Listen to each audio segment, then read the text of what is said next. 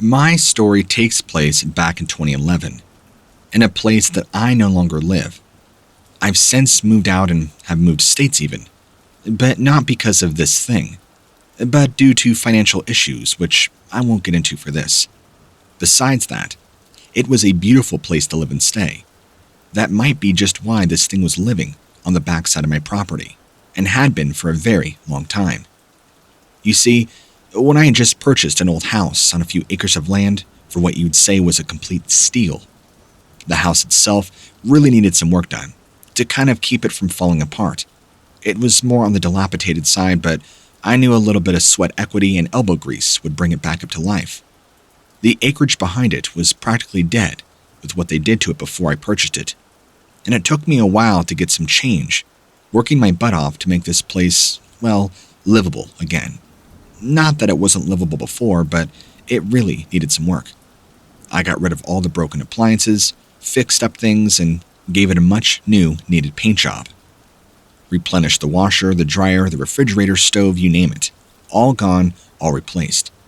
The previous owner kept saying, "You're gonna love it, you're gonna love it." But it didn't sit well with me at first. I could tell he was lying. I think his main selling point was the shortcut from my house to the barn and the shed. He also kept talking about how he always kept his dogs in there, and that they were great guard dogs, but they always acted funny in the barn. But nothing ever came from that conversation. Well, the fall came, and then the winter came. I got tired of going out through the snow and ice, so I bought myself a four-wheeler to try and cut down on the time, making it fast enough for me to get back and forth from work. My job was an hour away from home, but with this new purchase, it almost cut down half the time, if not more. Well, that wasn't all he mentioned when he said, "You're gonna love the woods out here." Of course, my story isn't about this property, but more so the thing living on it. Let me get to that in a moment. My place sat across from a creek where deer came by roughly every night once the sun set. Obviously, deer are nocturnal, and I could have gotten a great shot at them, but these weren't your normal deer. Most of them were white, the same color as my four-wheeler was. I thought it was a product of a weird albino gene, which I'd never even heard of albino deer before.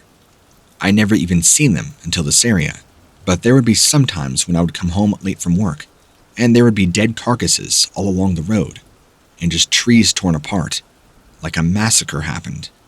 The sight alone was pretty grisly, but I just figured it was nature doing what it's supposed to be doing.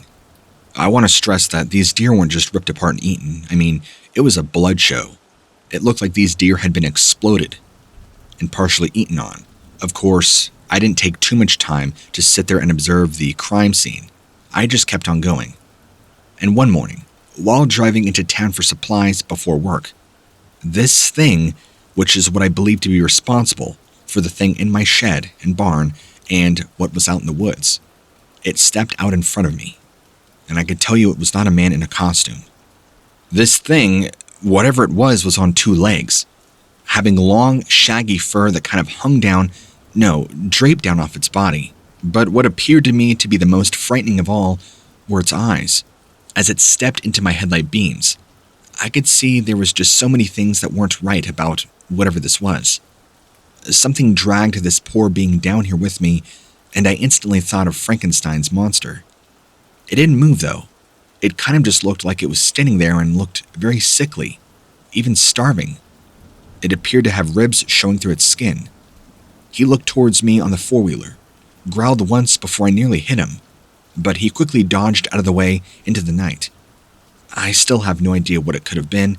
I've never seen an animal like that in my life. I can't even give you a real accurate description either, because it all happened so quickly, and it was dark. But it looked like some freak in a Halloween costume. Although, due to the size, I know that this was not the case. Now, I don't know if this has anything to do at all with the creature on my backside of my property, but I'm going to tell you about that now. So, fast forward. I was out in my barn one day, and I kept getting wafts of this wet, putrid dog smell, and I just could not discern where it was coming from. So, I just kept working on patching this large hole up in the side. It had just happened from wood rot and just time and dilapidation. This was in the spring, by the way, months after my first sighting of whatever that thing was. I want to say it was probably early spring, maybe early April, if I remember correctly. The snow had melted and it was very rainy, and the temperatures were now becoming mild. I was now done for the day, and it had now gotten dark outside. There was not enough light left in the sky to finish putting up the fencing, so I figured I would just come back tomorrow instead of trying to work by only the yard lights that I had set up. So I come outside of my barn, and I see something very large moving around right at the edge of the barn. It only lasted for about 2 or so seconds, and then disappearing towards where the creek is. And I remember thinking to myself, what was that? It really startled me because how big it was. The size alone really freaked me out. I can tell you now that this was not a bear in any way, shape, or form. It was far too large. Bears do not stand upright and walk around casually and comfortably the same way a person does. But whatever it was disappeared into the darkness, back towards the creek. And that was enough for me. It was probably days before I'd even go back out to the barn to work on it again. Like I said, I was pretty spooked by the whole thing. And even then, when I'd go back to finish the patching the hole on the barn, I would keep smelling this awful stench of wet dog and rotting meat. It never really seemed to be a trace of the smell though, just this lingering odor, and I could never quite put a finger on where it was coming from.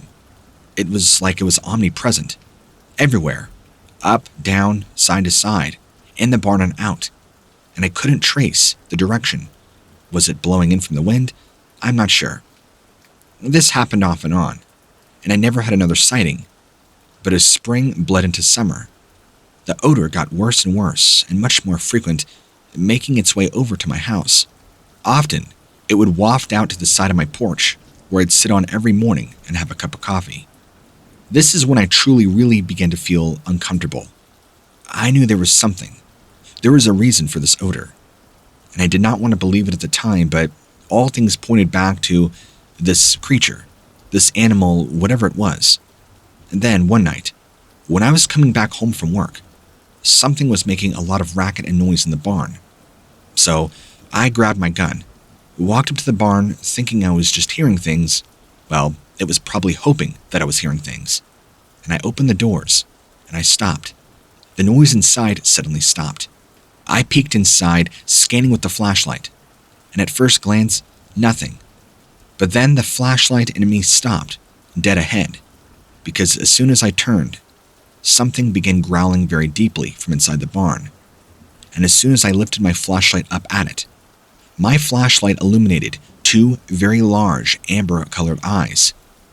Whatever it was up on the 2nd story, where this animal was so large, having been crouched down, like it was waiting on the upper story. I can tell you now from memory, the growl was like that of a lion, or so it reminded me of. Very, very deep and a lot of bass. Very guttural sounding.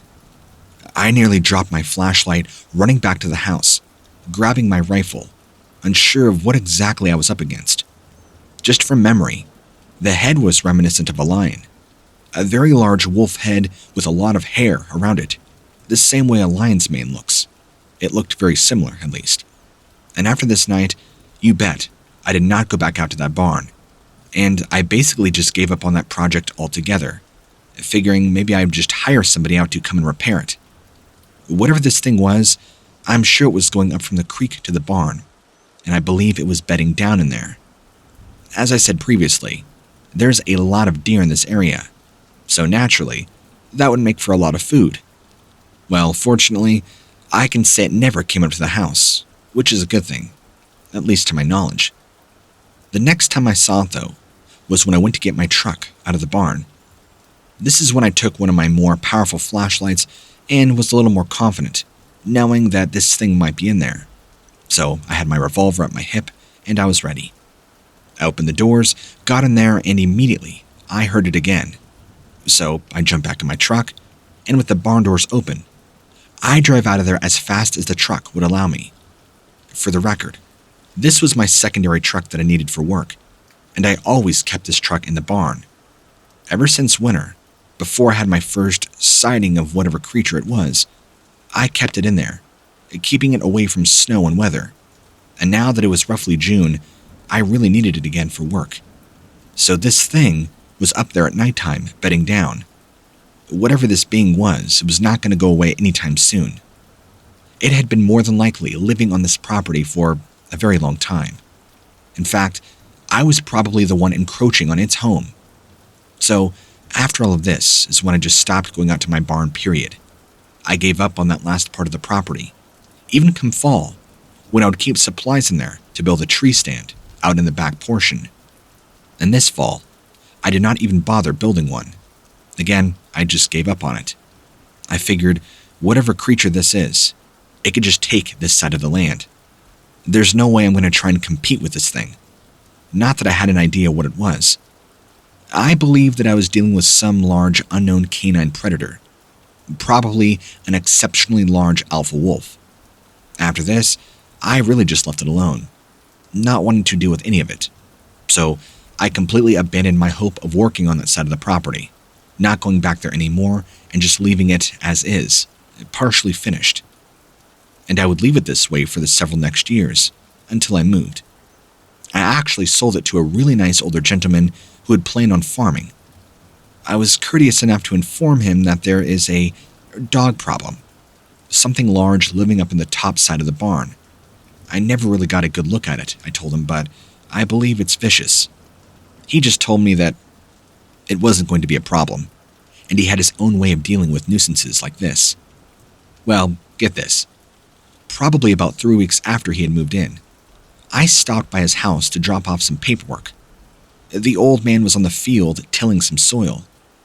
I saw that he had multiple large bear traps all around the barn and shed. I remember he caught me looking over there, just kind of smirked and smiled and told me, "I told you, I have a way of dealing with nuisances. Don't let them bother me one bit." And that really was pretty much the end of that. But before I end this story, I've heard of other sightings in this area in the past. In fact, I've read quite a few books that have been written for this general area describing either these same creatures or something similar to what others have described. One book, I remember, was about something called the devil dog, or a hellhound. Many have described it as a dog with hooves or feet the same way a human does. One account that I read was a man who had encountered one of these things during the early springtime, this thing coming out of the blackberry bramble, attacking him and taking his young boy. The man described it as having a dog-like face but a large body of a bison, but it was upright, completely black in color. He said that while he was picking berries with his boy, this thing was stalking them and following them, like it was trying to play cat and mouse. That encounter and sighting happened roughly about 10 miles away south of the location of the home. But it doesn't end there. There are many other encounters very similar to this one, with descriptions nearly matching what I saw all throughout these remote areas of northwestern Wisconsin. I'll tell you this though, I'm pretty sure that your tax dollars paid for a cover-up of this story years back when it happened. Probably even before then too. And believe me, if you were one of these animals' neighbors, just saying, I wouldn't get in their way if one was after me either. They strike me as very intelligent enough not to interfere with humans, at least until the timing is right, until I can get a full view of the whole scope of the situation. These things are very dangerous and unpredictable, like wolves can be when you get in between them and their pups or young ones. If you're near the area of this encounter, be careful where you're out walking. These are wild animals after all. And I believe that had I tried to interfere more with this animal, creature, whatever you want to call it, it would have probably tried to take my life. I knew that I was no match, and I was not going to be worthy being up against something so large and so vicious. So just be careful, is all I'm saying. And if you ever come to Wisconsin, specifically northwestern Wisconsin, be very careful where you are. Don't always buy the first property you see. Check things out. And always, always, always stay out of the woods.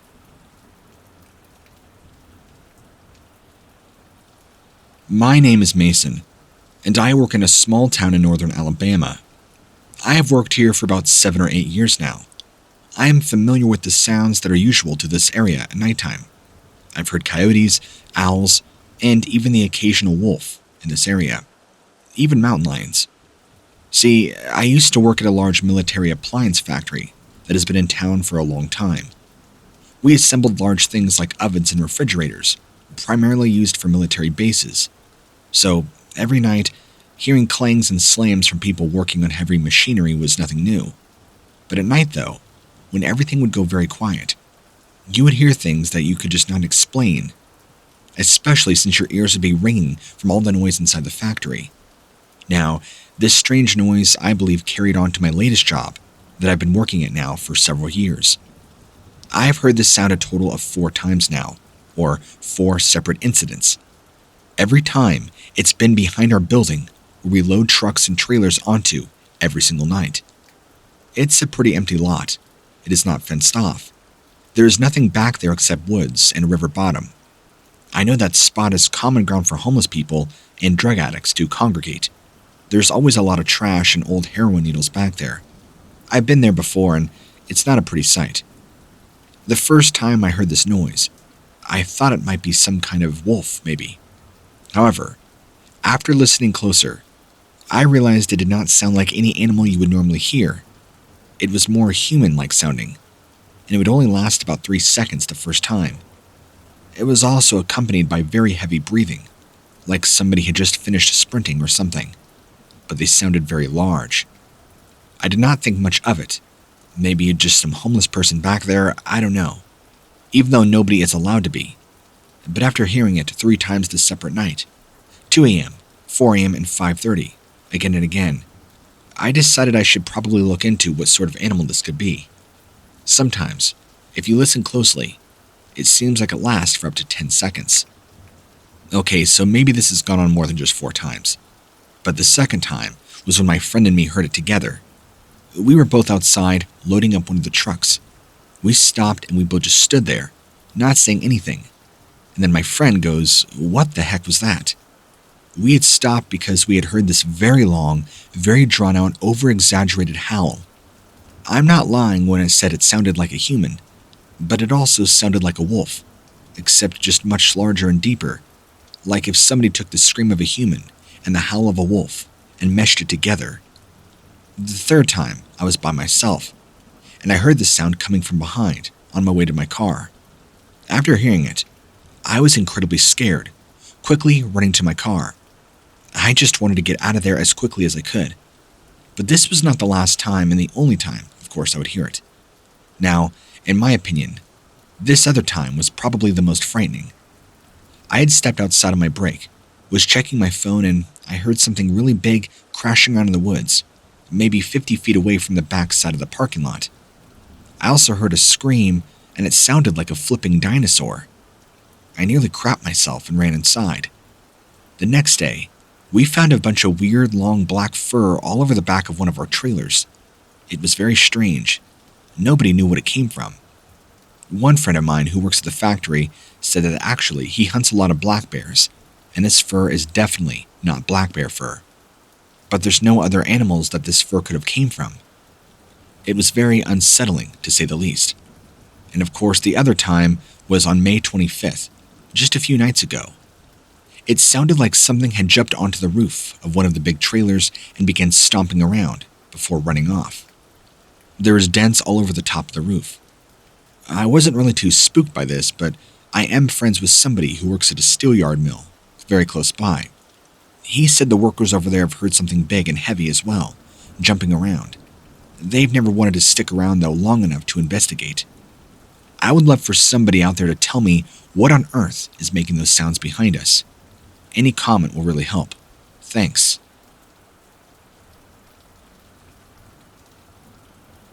I can tell you the year, month, but not the exact day. I remember it was October of 2015. I know that. Just 2 years ago now. I had been driving back from a friend's house and was about a half an hour away or so from my boyfriend's house, which is where I was currently headed. It was dark out and it was also raining. I had to take a dirt road to get out to his house. I-75 unfortunately doesn't go anywhere near his house. Now, the dirt road goes through a bit of state forest, but it's not really that long of a drive. I'm pretty sure there was only one other car that went down the same road with me that night. It was roughly about 4 miles before my turn on this road. The first thing I saw when I got closer were the headlights shining off something on the ditch on the right-hand side of the road, up ahead of me. So, it was so big that it caught my attention. As I got a little closer, I saw that it appeared to be a huge dog or something in the ditch, eating what looked to be like a dead deer. At first, I assumed maybe somebody had just dumped roadkill and that this thing was eating on it. But it was eating like it hadn't eaten in days, and wasn't even fazed by my car oncoming. It didn't even seem to notice or care about me being there at all. I never heard of Dogman before, and so I was just kind of taken aback by the sighting. There were a few problems though generally right away. Some of the first few things I noticed was just how large this large dog or wolf was, and the fact that it appeared to be crouched down like a man was, eating on this carcass using its hands the way a human would, intelligently. Its hands also kind of reminded me that of a raccoon's. I rolled down my window and turned my radio down very low and drove by very slowly. I could hear what it was doing, crunching and tearing on the flesh, but there wasn't really any other sound. It didn't even seem to mind that I passed by slowly, but something about this thing just did not sit right with me at all. Maybe due to the fact that this thing looked just like a werewolf, just sitting there in the ditch casually, ripping apart this carcass and eating. I could literally feel the blood draining from my face as I drove by this thing, just taking in what I saw before me. It all only lasted but a few seconds, but that was more than enough for me to take in. So, I quickly rolled up my window before this thing decided to take notice of me and sped up a little faster than the speed limit. On the way, this feeling of dread just washed over me as I'm trying to justify in my own mind what I saw, and that what I saw was actually real. I was seriously beginning to doubt my own sanity, and very rightfully so, to anybody who would see something like this. The way its hands looked, they were so human, and the long hair all over its body, and at the fact that it was so large. There is no denying that what I saw for those few seconds was real. And let me tell you, even though this happened 2 years ago now, every night when I go to bed, I still can see its face clear as day in my mind, just before falling asleep. It haunts me so much that this thing is out there. I'm still just trying to wrap my mind around what it could possibly be. Even now, I know my boyfriend has told me things, but I just have a hard time accepting it. I did want to add in this last little bit to my sighting. So, I didn't tell my boyfriend right away, and I eventually did tell him about what I'd seen. At first, I'm not gonna lie, I thought I was going crazy. But my boyfriend actually told me about Dogman, and that they're real creatures. That all made sense for a little while. It sat with me better than the idea of a real living werewolf, of course. I work in a law firm in town, so I really prefer not to share my name due to not wanting to ruin my career. I hope this sees you well.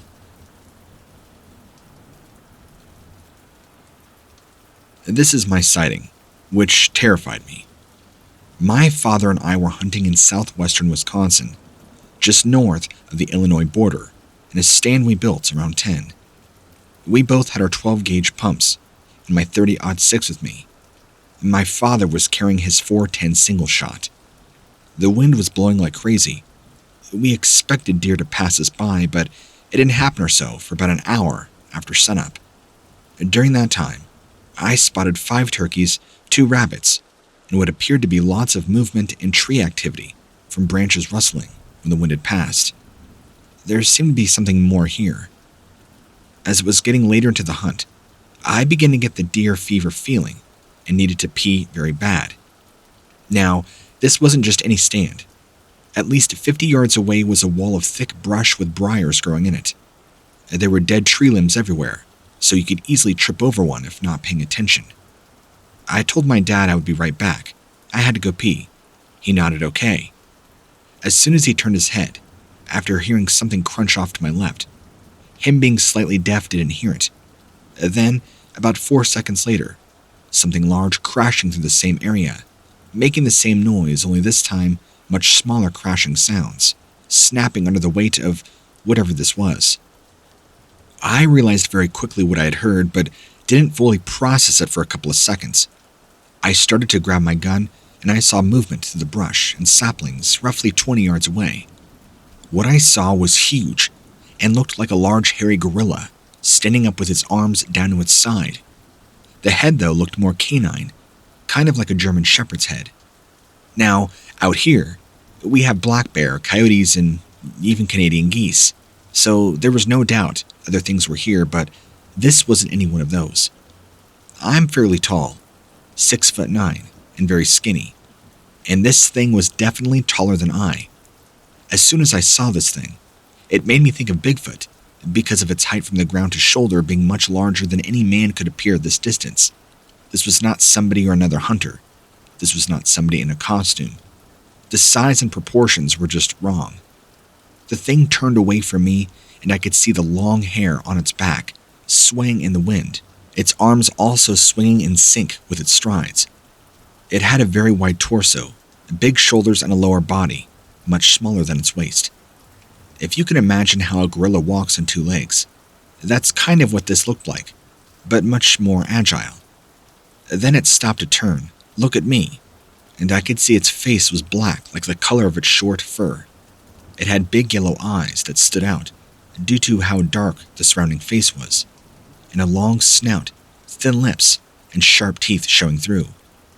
My first thought was a demon, because if you saw this face yourself, you would think this was something out of hell.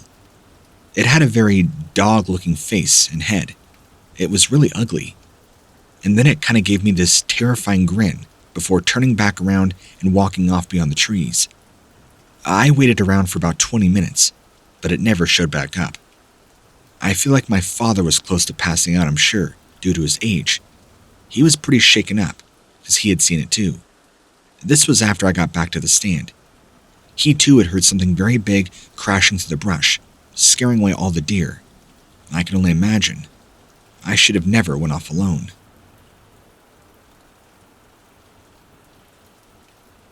Due to the sensitive nature of the information that I'm about to share with you, I'm going to remain anonymous for this email. I hope you can understand. I will say that I'm deeply involved in the military. I have deep levels of security clearance, which is why I'm not revealing anything about me. But I wanted to share with you some information I think you might find interesting.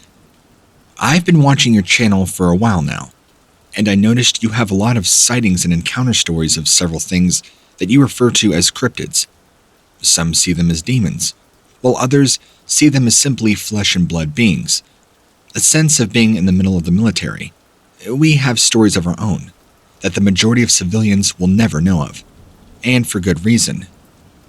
Some of the things that I know have happened are incredibly violent, but as you've already tapped in on many of the stories you featured on your channel, so much of it is quickly covered up. I'll tell you this, there's even a budget designated specifically to just covering up things like this. If you just want a bit of a glance into our world, you could look into several military and police encounters with Bigfoot alone. As an example, there are a multitude of ex-military who've shared some of their stories. One that immediately comes to mind is a gentleman whose name I forgot, but he talks about an ops mission where him and a team of 6 others go on and take down a small group of very aggressive Bigfoot in the south. You might know who I'm talking about, but the story is out there for those who want to listen. This stuff is real. It does actually happen. I don't claim to know everything there is to know on the subject, but I certainly know a lot. I've been close to a lot of this stuff. I wish that people would be able to share more freely about these stories, but if you're in the military and you see something like this, there's very strict protocol for what can be shared and what even can be given to the public. Now, back in 2011, my team was on a training mission deep in the Ozark Mountains. We were deep enough into the mountains that we would not be disturbed. We had a base camp set up and we were preparing for some more training when we decided to take a break, head down to the stream and just fill up our water. After filling up multiple canteens, we began to head back towards camp when one of my men stopped in his tracks, turned to me and waved me over quietly. He had something to show me. I informed the rest of the team to hold position while I checked this out with him. He pulled out his phone, which was given to us by command for being on this mission, so he could record things if needed. The video was allowed only during this time, As we looked into the trees, we saw something that's very rare for this part of the country. Large dogs. But they weren't just large dogs. These were creatures. We counted around a dozen or so. This is a low estimate, of course, because we feel there could have been more. At least several packs. I'm not going to say what they were called, but let's just say they were very large and could be described as giant black wolf-sized creatures. Now, the first thing that's going to come to mind was Bigfoot, but these things weren't acting anything like what you'd expect from either one of those. As he had recorded on his phone, I had my weapon raised and ready for whatever may come our way next. They did not act aggressive at all, but more so observant. It felt like they were closely observing every movement. We stood there for a good hour, just watching them, trying to get a closer look. But they would never come closer than 50 yards. They stayed back away and carefully watched us at our base camp. That night, as we set up a new camp, we all tried sleeping, at least the ones of us on shift too. But we could tell that these things were around. There was just this energy in the air that you can't really explain. And there were easily 8 or 9 of them very close by. You could hear them moving around, circling all around our camp, just outside of the light. They were making all sorts of racket, growling, yapping, howling, making this weird clicking sound. But they never showed themselves, or even tried to attack, although we did feel more on the defensive side. The following day, we were moving to our location via GPS coordinates, and we think they were tracking us the same way a wild predator would track its prey. It's almost as if they were waiting for just the right moment to pounce. They were likely strategizing, looking for the perfect moment to flank us. On the second night of setting up camp, one of these things must have felt brave. It tried attacking one of my team members, in which we all retaliated in firing at this thing. I just want to say that this was my first time ever dealing with something like this. Before this mission, I had heard stories and read many reports. And being in this unit that I am, this was my first actual experience dealing firsthand in person with something that most civilians would never even consider. I'll be honest and say whatever being this was closely resembled that of a werewolf. I can't say factually if werewolves are real or not, but I can say that this creature, or animal, physically resembled a fictitious creature. The body was like that of a weightlifter. You could see the muscles rippling underneath the stomach, chest, and biceps. Even the thighs were thick. The legs were hocked, the same way a dog's were. You could tell it was very lean. Its arms were long, had hands that were much more closer to that of a human being's than a dog. Very long fingers, each having about 2-inch long black claws at the end. The hands also appeared to be just like ours, 4 fingers and 1 opposable thumb. All of this leading to a massive head that seemed quite disproportionate to the rest of its body. The snout was also average length. It wasn't too long or too short in proportion to the head, but was also massive, along with the rest of its body. Long canines protruded out the very front of the snout the same way. Things would protrude out the front of a saber-toothed cat, for example. Dramatic and over-exaggerated in length and size. The mouth was also filled with teeth, and a lot of them. This would be more reminiscent to a shark or a crocodile than that of a canine. The eyes were very deep and set in the skull. They seemed to almost glow this ominous yellow color. I remember its ears too, very tall and pointed, very long, having tufts of fur at the very top. I don't recall ever seeing a tail at all, and I can only assume that the one we shot was probably one of the males, or the alpha himself. This was a big guy, easily, 8 to 9 feet tall, towering over us and our equipment. It was like standing next to an upright grizzly bear. One swipe and you're gone. In fact, us shooting at it probably just drove it away. I don't think we really hurt it. I know we didn't kill it. After shooting at it and it retreating, the rest of the pack was still pretty much around, but I think they left us alone after that, because they didn't bother us the rest of the mission, until we departed 3 days after. We were also just one of 3 teams. Another team, I would come to find out, had actually killed several of these canine creatures who they described to us were identical to the same creatures we were dealing with. This team was 12 miles away, on the other side of the mountain. The only difference that they described is primarily coloration and body stature. The other creatures they saw were more gray and a little bit more lean and slender, while the ones we saw were primarily all black and much more buff. They killed about 4 of these things, while nearly losing several of their own team members. These things acted extremely aggressive and violent. They believe it was due to interrupting a hunt, or interfering with their food chain or hunting seasons. Something. However, it's all just speculation. These things also appear to know what guns were and weapons were, because from my teammate, who was very good friends with the other teammates, on the team that was 12 miles away on the other side of the mountain, they acted different once they saw the rifles. That was not the same situation with us. They didn't really seem to know or care that we had pointed our guns at it, but again, just more questions upon more questions. We don't actually know for sure. Fast forward to 2013, and we were up now in Maine as a part of a different training routine. All of a sudden, we hear this loud noise. It was kind of like a howl, but different. It wasn't like any sound I'd ever heard. I've been in the woods before. I've heard coyote howls, I've heard wolf howls, I've heard a multitude of sounds from animals. This was nothing like anything I've heard. It didn't even sound human. Like, I've heard the boys try to attempt and mimic these sounds in an attempt to scare us, but it was nothing like a human could reproduce. Then, we saw a large thing moving on through the trees. It appeared to be a large dark shape moving directly toward us. I assumed it was a bear and told everybody to shoot it. As we prepared for the fight of our lives, I realized then what was coming at us was not anything bear or even remotely human. Once it appeared, it was much more canine in nature than anything else. The creature resembled a large black dog with dark fur and huge teeth. But of course, this wasn't no ordinary dog. This thing also, like the other creatures we had encountered, stood upright on 2 legs. The arms were a bit longer than the other creatures I had seen, reaching down almost to its knees. Its head was very similar to that of a German Shepherd's, but more resembling a Doberman Pinscher only. The head was much larger, of course, and the features much more exaggerated and pronounced.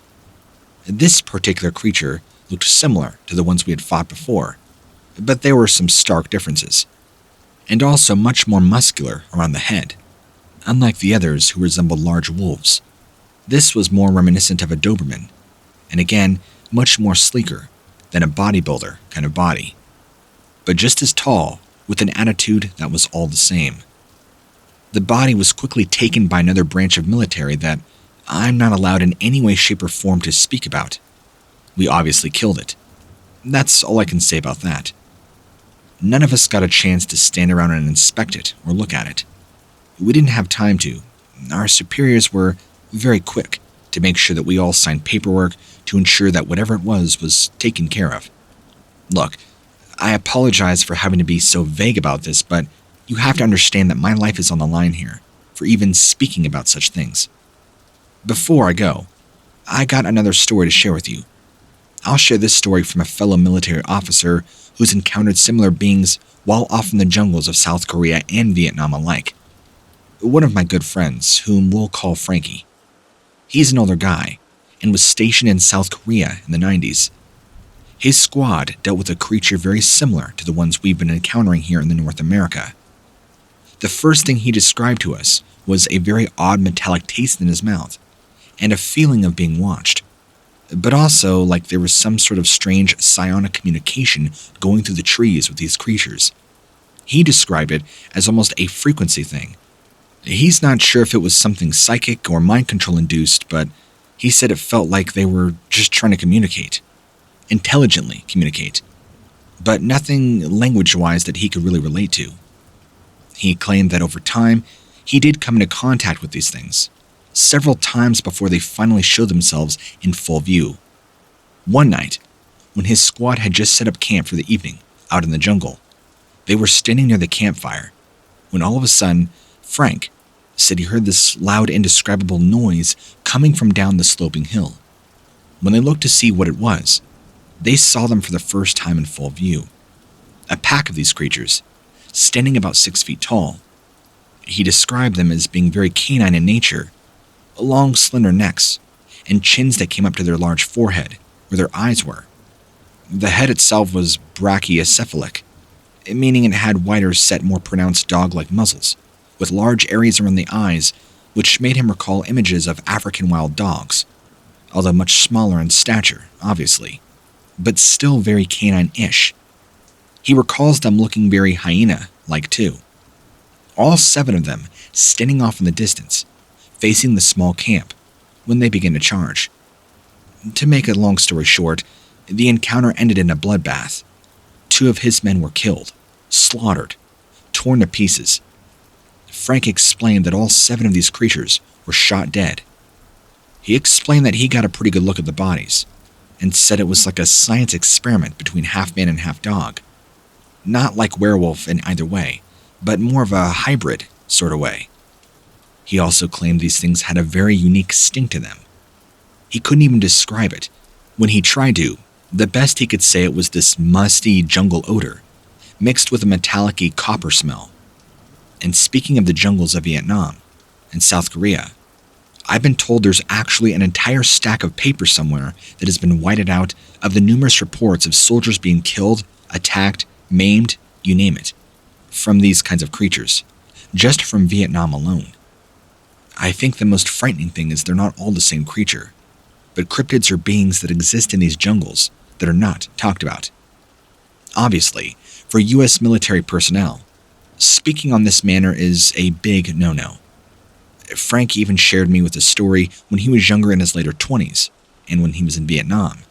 He saw one of his close friends, whom he made buddies with in the military, get torn in half by a large ape-like creature that existed in the jungles. He claimed that this thing looked similar to that of an ape, but had horns sticking up out of its head, and had a very short but fat snout. He doesn't think of any sort of creature he can relate it to, and said he felt nothing but fear and terror. He still feels guilt over the fact that he was able to escape, because it was too busy ripping his friend to pieces. They were clearly no match for whatever creature this was. He claimed he was too terrified to even shoot at it. He also went on to tell me about several tunnels dug underneath the ground in the Vietnam jungles, but is home to much more frightening things than the ape creature that Frank and his friend had encountered. Another friend of mine, whom I'll refer to as Dawn, spoke about a time also in the early 90s, when, unlike Frank, was in Vietnam, claims that something large came up from underneath the ground, tearing off part of his foot with its huge claws. His claim is that it resembled a large lizard-looking thing, but very human at the same time. He nearly died from blood loss. I'll share with you one last and final story, so this email hopefully doesn't end up too long. This one is back in 2014 when a team of mine and I were stationed in an area that I can't say, but I will tell you it was in southern Louisiana. We're talking in the bayous. While we were out on a scouting mission, we encountered what I can only describe to you as a very aggressive alligator humanoid. I use that term because there's simply no other way to describe this kind of being. Being in this environment, it's already quite hostile, filled with all sorts of poisonous reptiles, like water moccasins, alligators, among many other poisonous insects and animals. You have to really be alert of your surroundings and very, very careful. But had you told me these things were out there, I would have never believed you. This thing nearly took out my teammate. After standing up in the water and trying to attack our small boat, one quick bullet to the eye and to the skull took quick work of it, or at least stopped it.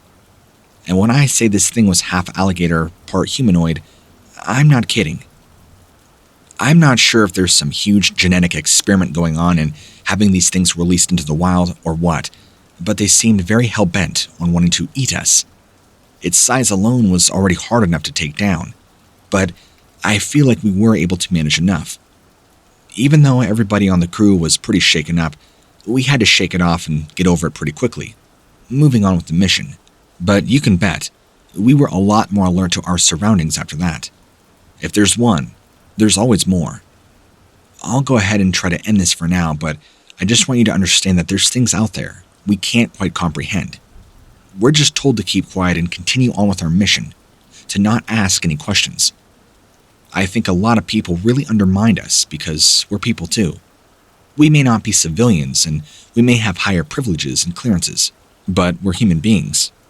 We are naturally curious and have questions ourselves. Those questions are usually silenced and shut down. If you are somebody who fancies themselves out in the outdoors, all I could recommend is that you be extremely careful and very alert. Media and modern-day society will beat you over the head with these false narratives that there's nothing you need to be scared of, and that all these creatures and beings are made up and simply do not exist. I'm here to tell you that that's a very clever and well-paid cover-up. How do I know that? Because I've dealt with these things firsthand.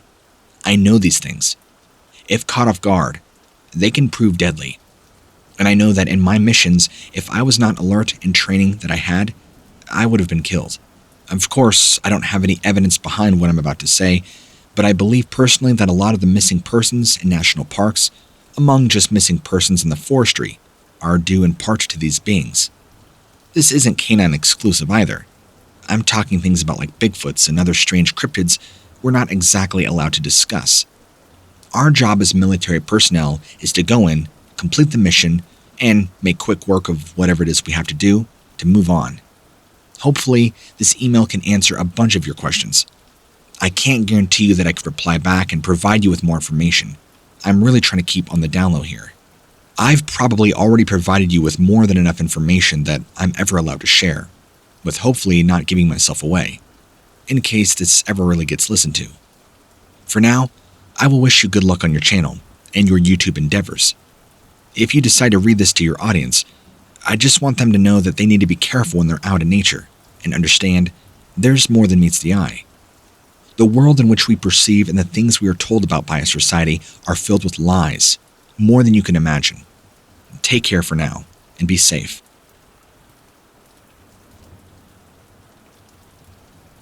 My sighting occurred in March of 2016. I was walking to my car in the early morning, and I saw a large black canine, roughly 9 feet tall, coming from across the parking lot towards me. I was in Temple, Texas at an apartment complex where I live. It's around 2 in the morning, and I just got off work. I walked out the front doors of my job, and there's a small wooded area that separates my apartments from the next building over. Through this little path, I could see something brownish, but not sure what it was due to it still being so dark outside. So, I continued walking, trying to make too much noise. Maybe whatever it was would get scared and leave. But for some reason, I can't help this feeling that something just isn't right. I turn around and look again, and I see this strange black creature, having almost glowing yellow eyes, not even 50 feet away. I can't make out most of the shape except for this large, giant wolf-like head. That's what scared me the most. So I'm standing there in shock, trying to comprehend what in the world I'm looking at, and then it starts briskly moving towards me, but not completely noticing my presence. I think it was more just moving in my direction. At this point, I decide to make a beeline for my car. If this thing wanted to attack me, it would have done so already, since I was standing still for far too long. So I start running as fast as I can, when suddenly another man who worked for the complex saw us both, and also started to sprint towards his car. I'll never forget the look of fear on his face once he saw what was behind me. At this point, I was just hoping that this thing would stop chasing us, but it did not. We both got into our cars and locked the doors, and we watched it quickly disappear across the street into a large open field, where it ducked down under the grass, and we did not see it anymore. We were both pretty shaken up, especially myself, because I work over there late at night, often by myself, and I have never seen anything like this happen before. I'm telling you, this wasn't a person in a costume. It was not human. When I looked into those eyes, I saw intelligence. I saw a killer. I also felt an extreme adrenaline rush. It's not a dog. This is not a misidentification. I'm only going to have to guess that this was some species of werewolf or something, or upright dog, or maybe possibly a canine bear. I don't know. But whatever it was, I don't want to see it again. It's been in my nightmares since this happened, and it's been more than enough to terrify me and even cripple my work at my job.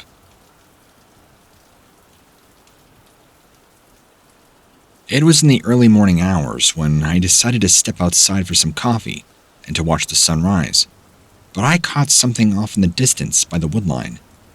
I could feel something was off when I saw it. I quickly stared intensely into the woods, trying to see clearly.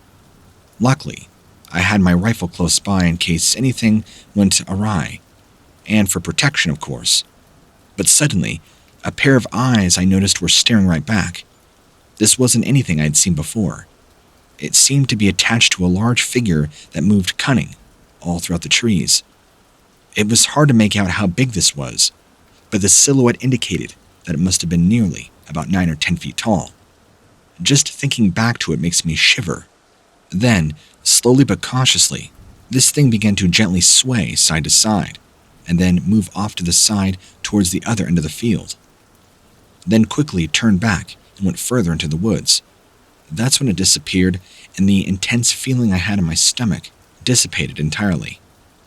I sat there for the next hour, just watching the woods intently, waiting for this thing's return, not knowing exactly what I just saw, but I knew it was something that wasn't normal. I can't make any speculation about what it was because, quite frankly, I don't know.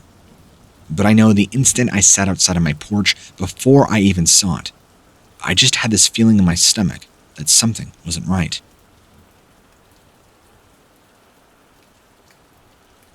I had set up hunting camp in the foothills of Idaho on some land that I had permission to hunt on. The road in was about 3 miles off the main drag through the hills, and at this time of year, late August, it would be dark somewhere around 9 p.m. So, after my husband drove out with all of our stuff, he left me there on the bank of the Boise River, on top of some hills. There was a power line right by the start of the trail that led up to the campground, so you could hear some electric buzzing noise for most of my first night there. The trail had these steel posts installed about every 30 feet, with high-powered light bulbs. It really lit up the area below me at night, even though I just had a lantern with me. The posts were meant for OHVers, dirt biking during the day hours, but after hours, they became something else. There was not supposed to be any ORVers on this land at all, let alone at night. There is also an old stone quarry hidden away in these foothills, where kids go and party and also do dirt biking. I knew there were two, because sometimes you could smell the burning rubber and hear them coming from a long ways away. I was just finishing dinner my first night and I heard some metal clanging behind me, like somebody was knocking over these steel posts. At least, that's what I thought at first. But as it turned out, I started to hear these growling sounds getting closer and closer until it sounded like they were right next to camp, below me. This went on for about a solid 10 minutes, and then suddenly, everything got really quiet yet again. That's when things took a turn for weirder, though. You see, this section of land is known to have packs of wild dogs that live in the area. Like coyotes, but not. I had heard they were pretty mean too. But at this point, I just wanted to get out of there. I was alone. I had no phone service, and if one decided to want to take a bite out of me for dinner, there wasn't much I could do about it, except maybe throw some rocks or start screaming for help in hopes that somebody might hear me. Also, the hills sort of muffled any noise, so even if somebody did hear me, it would be pretty hard to pinpoint my exact location. If you've never driven down dirt roads before, let's just say you don't need your hands free to drive. So, as everything went quiet again, just as I picked up the lantern and started packing everything back into my backpack, as I was just about to set out on my 3-mile hike down the trail, there was another knockover on one of these steel posts. This time, it sounded as if it had fallen right by the trail. I needed to get down there, so I knew this would be my one and only chance. I left everything but what I could fit in my pack, set out on a dead sprint towards the road at full speed, pushing through thorns and brush like some sort of wild animal being stalked and hunted. I don't remember stopping until I got to where one of the steel posts had clearly fallen. The hillside angled steeply downwards at that point, so Even though nobody could have seen me, if anything had wanted to hurt me, they could have easily chased me down the hillside. There was nobody around for miles, so I had no choice but to keep moving on. But what was strange is after that last knockover of the steel post, nothing else happened. No growling or knocking. I kept on running, and let me tell you, I locked every door when I finally got back in. I saw one of these strange creatures begin chasing me down through the brush. But after that last one post got knocked, everything got more quiet. Considering I was being chased, and my husband still had no idea where I was. This whole thing easily felt like some horror movie right then and there. Luckily though, it didn't. So the end result was that I made it down safe and sound and back to the mainland without any harm coming to me. But of course, after something like this, you start hearing stories. At least the rest of my stay in Boise went without anything weird happening, which is why I'm telling my strange story now. I just want to reiterate that these dogs that I saw that day, they were these strange hyena-looking wild dogs. I don't think I've ever seen such a thing before. It's definitely made me second-guess going in Idaho at all for hunting.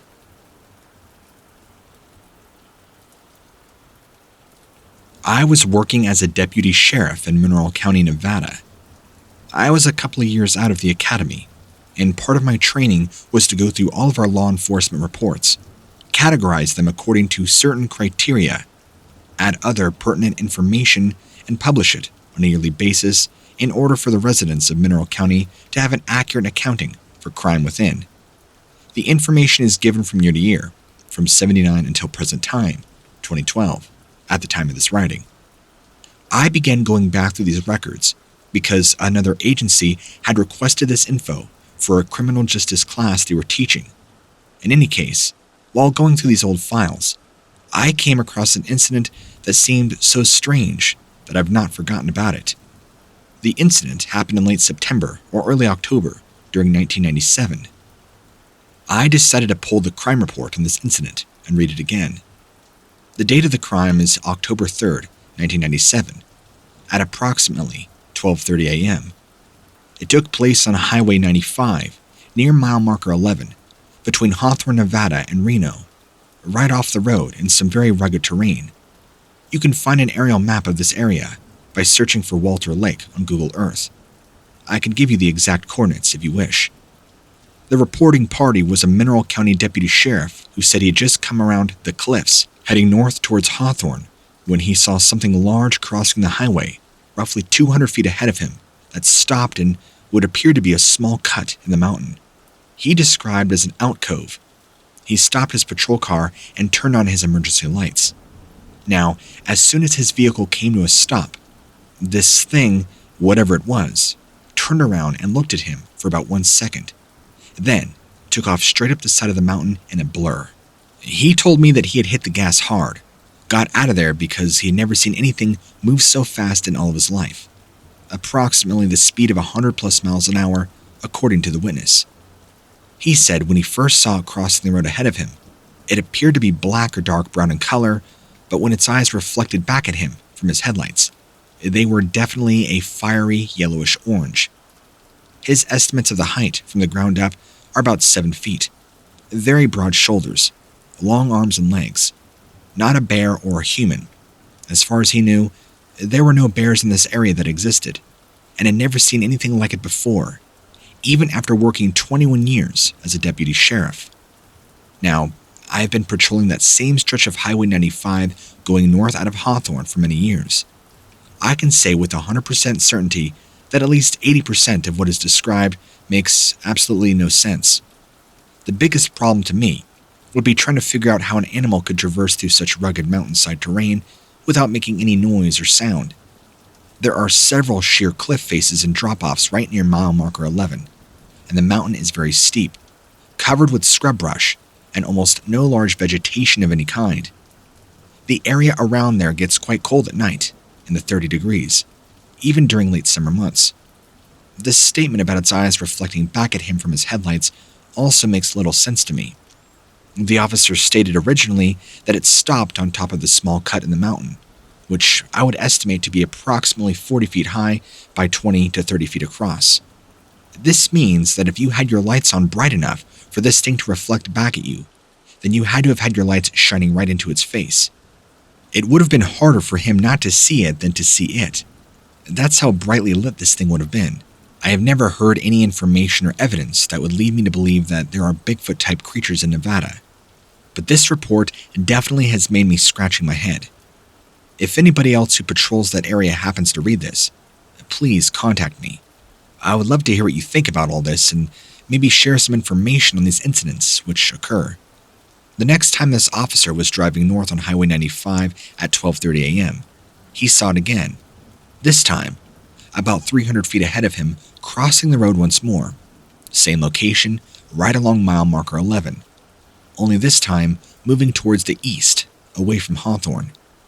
He stated that it ran across the highway very quickly, approximately 60 miles an hour, and hit the east side of the mountain on the other side, going up approximately 50 feet before stopping on a ledge to look back at him as he passed underneath it. I know there are legends of skinwalkers, so this might be the case, or something of the supernatural realm, but I'm not so sure. Now, I had spoken with the Mineral County Sheriff Deputy who was first on the scene after this officer called in from his cell phone that he had been involved in a chase of some sort right around the same point, mile marker 11 on Highway 95, but lost whatever it was during the pursuit. This officer said that as soon as he got out of their vehicle, they heard some very heavy footfalls coming from above them, as if something or somebody was running away from them towards Hawthorne. They then saw what appeared to be an extremely large man covered in hair running by the front of their patrol vehicle and down into a gully or a ravine next to the road. He described it as moving extremely fast and even estimated the height from the ground up to be roughly 7 feet. Very broad shoulders, long arms and legs.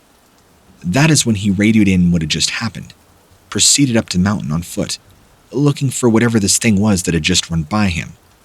After searching around for several minutes, they did not find anything but heard another set of very heavy, thudding footsteps running, coming from roughly 200 yards away, heading back towards them, at which they then radioed dispatch, saying whatever it was seemed to be circling them.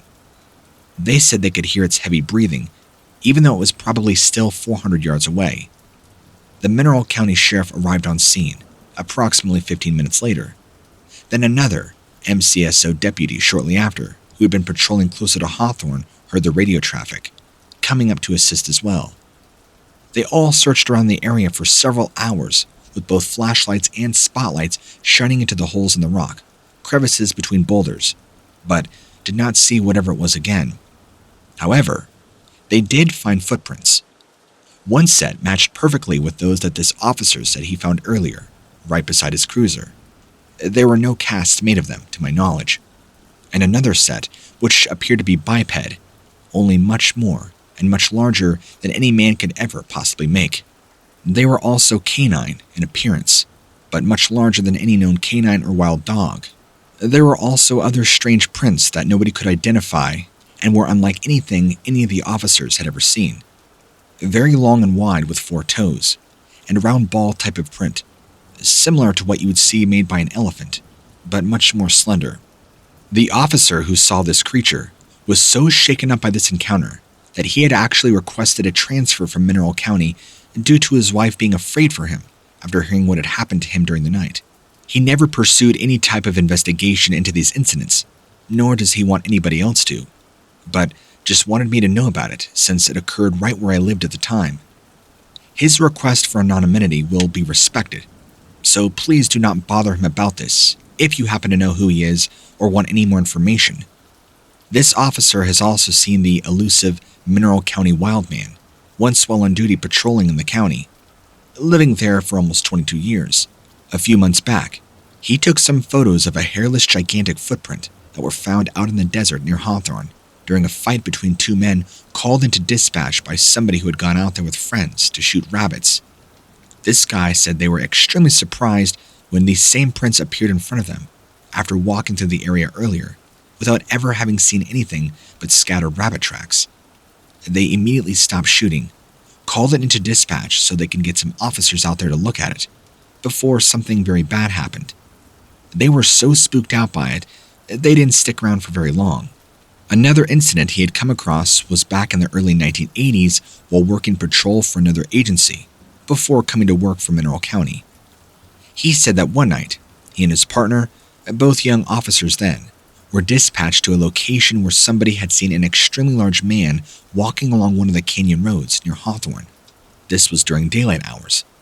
When they arrived, 2 officers already saw that there was this guy, but lost sight of him after driving further down the road. They could still hear something off walking along next to them though, breaking on the brush. They searched up and down the road for at least an hour, trying to find whoever or whatever it was, but could never. This particular officer was also convinced that both these creatures are very real, not the same type of cryptozoological hoax or myth. He said if anybody ever mentioned this stuff to him before when he first moved into Mineral County, he would have probably thought they were crazy. But after seeing so many strange things himself there over the years, including these 2 creatures, he can't help but think otherwise. The White Pine Sheriff Department has their own share of Dogman, Skinwalker, and Wildman sightings as well. In fact, even one of their dispatchers actually sent her husband out to investigate a report that she herself had received one night, then called me about an hour later, saying that her husband saw the creature, just like the person who had called in the sighting reported. She was shaken up pretty bad by it, so I stayed on the phone with her until she calmed down, told her to please not send anybody else out there anymore. This is just some of what's been going on in this area for years now. Most people around here think that whatever these creatures are, they've probably already lived out here and have always lived out here for some time, but maybe eventually migrated somewhere else.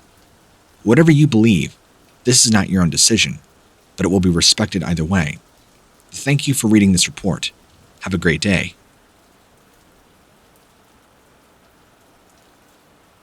Through the years, I have had several sightings of what I believe to be a dogman.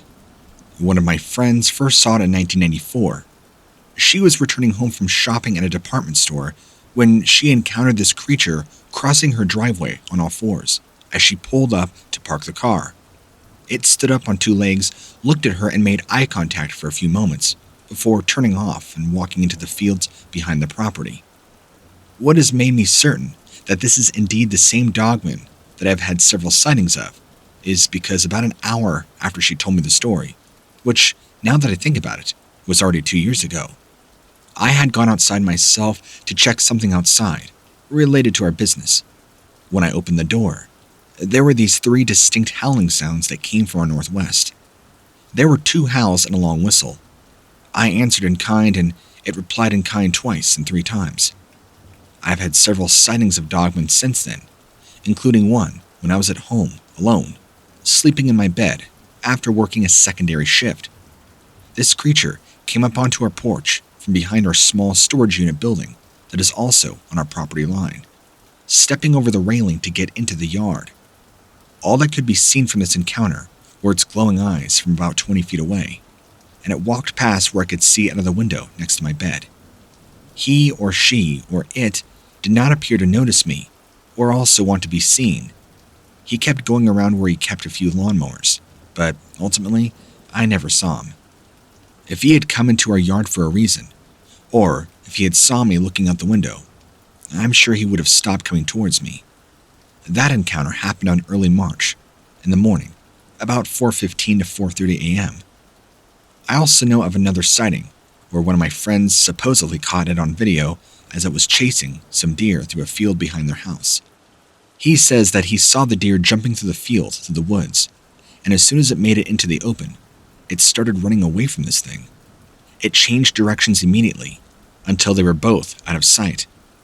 It gives off this terribly foul odor, along with these strange sounds that are almost deafening at times. The reason that there is more than one dogman around where we live, I have just too many friends and family that tell me their stories about spotting one in the area, and not just here in Ohio, all up through Michigan and Wisconsin alike, even some in Illinois. I have family spread out all throughout the Midwest. Here are just a few stories shared by them. My cousin saw it when he was in high school at night, walking through our field to meet it with some friends. Another friend who lives in Columbiana also saw it in her backyard during the evening when she was outside having a cigarette just by herself. This creature took her dog that was on its leash, dragging it along behind him until the leash broke. The only reason that it did not attack her is because she said, "You can have my dog, but leave me alone." Right then, this thing turned around and killed her dog. My other friend who saw it first about 2 years ago on a Saturday night as he was driving back from a high school football game for his son. He said that it looked like a tall man with very broad shoulders, covered in thick, black, shaggy hair all over its body, except for its hands and legs, which were only covered partially in long dark fur. What was most noticeable to him is how big this thing's head was, how he said it was disproportionately oversized. It looked like a large wolf, and it had glowing red eyes, almost like something you'd see out of an 80s horror movie, is how he described it. The body, though, appeared more primate-like. He also said there was an accompanying awful stench just moments before and after this creature's walk across the road. It made him think of a skunk, combined with some of their pungent body odor and rotting deer carcass. That's not all. My former father-in-law had 2 encounters with it. The first one was on his farm where he lived in Salineville, Ohio, back in '98. The second time was right outside our house here in Columbiana, about 6 years ago. That is when he came over to tell us, who lives here now, about the encounter. We were new people living here at the time. When I told him that there have been several of us who have seen this creature since, he did not believe me until my wife told him one of her stories. I've heard similar encounters from other people in the area, but nobody knows exactly what this thing is or why it would be living around here. There's been talk of hunters that have supposedly captured it before and even kept it in a cage somewhere to use as a hunting dog, but I don't buy that at all. I have personally never seen any proof of that or have heard any proof of that, just word of mouth. It's all just hearsay. However, I cannot give you my own name out of fear of ridicule from the people who don't believe or understand what we are saying about it. Anybody else who is saying something about Dogman will call us liars, say that these stories are made up to just get attention. If anybody out there does get close enough to see it and survive to tell about it, I hope they also see just how harmless this creature can be, as I've seen it for myself. All you can do is just sit back and watch as the fear takes over you when somebody sees one. You will never know what this thing may do next, or where it could come from, but at least all we know is that hopefully you believe our story. Anyway, I'm sure you've heard people talk about this creature before, but I know that my stories is probably not what you expected to hear. I can understand how most people would laugh at us for saying what we did. Anyway, until they see it with their own eyes, then they'll truly be a believer. "5 years ago now, my friend and I were bored and decided to go outside and just chill beside his parents' garage. We were sitting there talking when we both heard a very loud howl from the woods near his backyard. It was an extremely loud, very high-pitched howl that lasted for roughly 15 seconds. This was not a coyote or a standard dog. This was something much larger, very unique and incredibly frightening, in my opinion. After hearing the sound, both of us just looked at each other with complete disbelief and confusion on our faces. We knew something had made it. It sounded so close, but we could not see anything in the darkness of the night, besides the vague shadows that came from the light that surrounded his back porch area. Even though this happened 5 years ago, I can still remember exactly what it sounded like, as if it had happened only days ago. This is definitely one of those unexplained events that is forever burned into my memory. There is nothing like the fear you get when you look up at the night sky and see a giant UFO, which does happen a lot here in Illinois. But then there is the adrenaline rush that comes over you when you're outside with your friends and all of a sudden you hear this very loud howling from deep in the woods. It really brings in the whole werewolf overtones. It's an unsettling feeling. It makes you feel like you're not safe if you can go back inside. I'm pretty sure no regular forest animal could produce such a noise. The only thing I can think of as an explanation for this would be a Dogman or a Bigfoot. Just maybe he was looking for love and came out of the forest to find a bit of romance, maybe? If you have any thoughts as to what could have made this sound, I would love to know, because I'm really looking for answers. In fact, my cousin actually lived in a very rural setting, just outside of a town called Greenville, near McLeansboro, Illinois, for several years now, and he's told me about several unusual encounters with something he claims was not human or a regular dog. He will only tell these stories to close friends and family who will respect him enough not to make fun or start laughing at his expense. He told me that in 2005, he had purchased an old house within the woods, apparently was haunted by something unknown. It didn't bother him until after the remodel, when they returned from vacation in 2006. He found the house completely in shambles. The previous owner had left all of his belongings behind, but rather something very different taking place. There were large holes in the walls that looked like they were made by somebody swinging a sledgehammer at a drywall without even scratching the paint. Broken glass. Everything had been pulled out, and the closets thrown about with such force it didn't slide around. Things were actually punctured through other objects or smashed. They also found giant canine footprints and blood and dirt all throughout the house. There was also a couple of carcasses of animals in there as well, torn up, not even eaten on. It's just like something walked in the house, ripped up some dead animals and threw it around. When he tells me this, I always imagine a big angry dog coming in with a dead squirrel in its mouth and shaking it violently, the same way a dog would shake as it shakes its body to dry water off. And all around the house or cabin, there were these large canine prints. My cousin believes that whoever or whatever did this had to have unbelievable strength for it to tear everything up in the way it did and bust down the door. Even the solid wood furnitures like coffee tables and such were just destroyed. Many objects like dishes, vases, picture frames, they all had things broken through them, and strange blood everywhere. This, of course, is just one example of his weird stories. I could tell you more, and his family believe what they experienced was something other than a person, and very different from other paranormal activity that can easily be explained. My cousin also believes he has seen 2 Bigfoots on occasion while hunting in the Shawnee National Forest. He's also found other tracks in the woods which lead him to believe there might be more than one out there, a Dogman and a Bigfoot.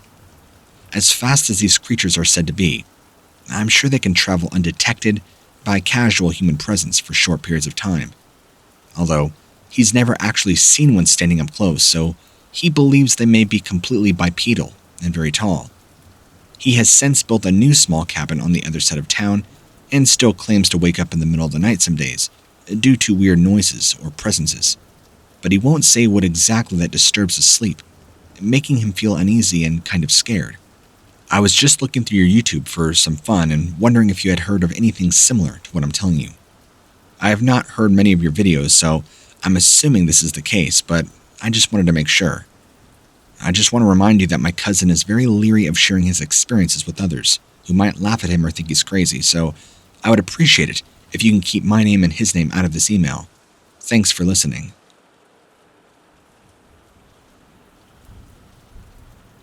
My family owns over 300 acres of woodland that our entire family uses to hunt on every fall. I've seen something I just can't explain, and I've hunted those woods since I was just a boy. I know every inch of that land. But this is something even I can explain, and it's disturbed me greatly. Maybe you can help me find answers. By the way, this was just southeast of Pontiac in Illinois. There's a main highway running north to south that cuts right through these woods. The house that I live on is located at the northern portion of our land. My stand is about 3/4 of a mile south of my house on the west side. You can clearly see it from this highway. At around 6:30 a.m. on October 16th, 2012, opening day of gun season here in Illinois, I had just climbed into my tree stand when I saw lights traveling down this road. The person driving this truck has no affiliation with this story other than that he appeared to be driving at the exact same moment and place. He got out of his truck, and after seeing me up in my stand, asked if I'd seen anything yet. I told him no, and he said cool and left me after a few minutes, a little bit of small talk about the weather, etc. The reason I mention this man is because if nothing was happening there, or was nothing to see yet, why would somebody get out of their car in the woods just to wave and leave? As we all know, curiosity kills the cat, so maybe that's what he was doing here. So, back to me sitting inside my stand about 6:30 a.m. It's only me and 2 other hunters that hunt this land. They don't even use the stand, so they wouldn't be coming from either direction anytime soon. For some reason, the hair stood up on the back of my neck like something wasn't right. I turned my head to the left and looked out over this field that was south of my stand. I knew there wouldn't be anything in there, but you could see for about a good 400 yards. Nothing to obstruct your vision, except woods at the bottom of a large hill. So there I am looking when, all of a sudden, something caught my attention, way off in the distance. It was kind of like watching an old silent film, just staring at it, waiting for it to move again so I could get a better view. It's not moving, just sitting there eerily still. And then all of a sudden, it began moving towards me. At first, I thought it might have been one of those deer that are during heat in this time of year, or so. But when the deer came closer, I realized something definitely was wrong with it. The head was kind of cocked to one side, with its ear down. It made me think it was sick. But then it opened its mouth, and this low, guttural howl or growl came out of it. It sounded like a mix between a lion and a cow, or a wolf. Keep in mind this was at a distance, and as it got closer, it began to take more and more shape, and I realized this was no deer at all, but actually a very, very large canine. The size of this thing was huge. It was like an Irish wolfhound, if not bigger. I was practically frozen in my stand. I couldn't move at all for some reason. I was just simply too terrified to do anything. That's when I saw its mouth open again, and this horrible scream came out that sent chills up my spine. Then, just as quick as running, whatever this thing was jets into the air about 20 feet and starts bounding off these cedar trees here. I can remember when I finally got over the shock of all this, jumping out of my stand and running like hell, never looking back. This large dog was now bounding after me faster than I could even run. So eventually, it had caught up with me and tried to grab my arm in its mouth. It easily tore through my sleeve into my flesh, and I still have this scar on my arm that day. That's when I stopped running, closed my eyes expecting death at any moment, but nothing happened. After a few seconds, I opened them again and this creature was standing there, now about 20 feet away from me. That's when it started to howl at me and growl and make all these sort of weird freaky noises. My memory at this point is kind of a blur. I think it let go of my arm and just started pacing back and forth like it wasn't sure what to do. After pacing back and forth and snarling here and there, it eventually turned and left off into the woods. And poof, before I know it, it was gone. I felt so relieved that whatever this thing was had left without truly harming me, even though I was bleeding pretty bad. I had a chunk of flesh missing out of my arm. I'll tell you my secret weapon. I had doused myself in deer urine that day. Not literally urine, but the smell and pheromones I had put all over my body. And I almost wonder if that smell alone is why this large dog creature did not continue to bite deeper into my arm, and why it was maybe pacing back and forth because maybe the smell was bothering it, and it wasn't sure what to do. If there's anything I learned through all of this, is that the woods aren't always the safest place in the world.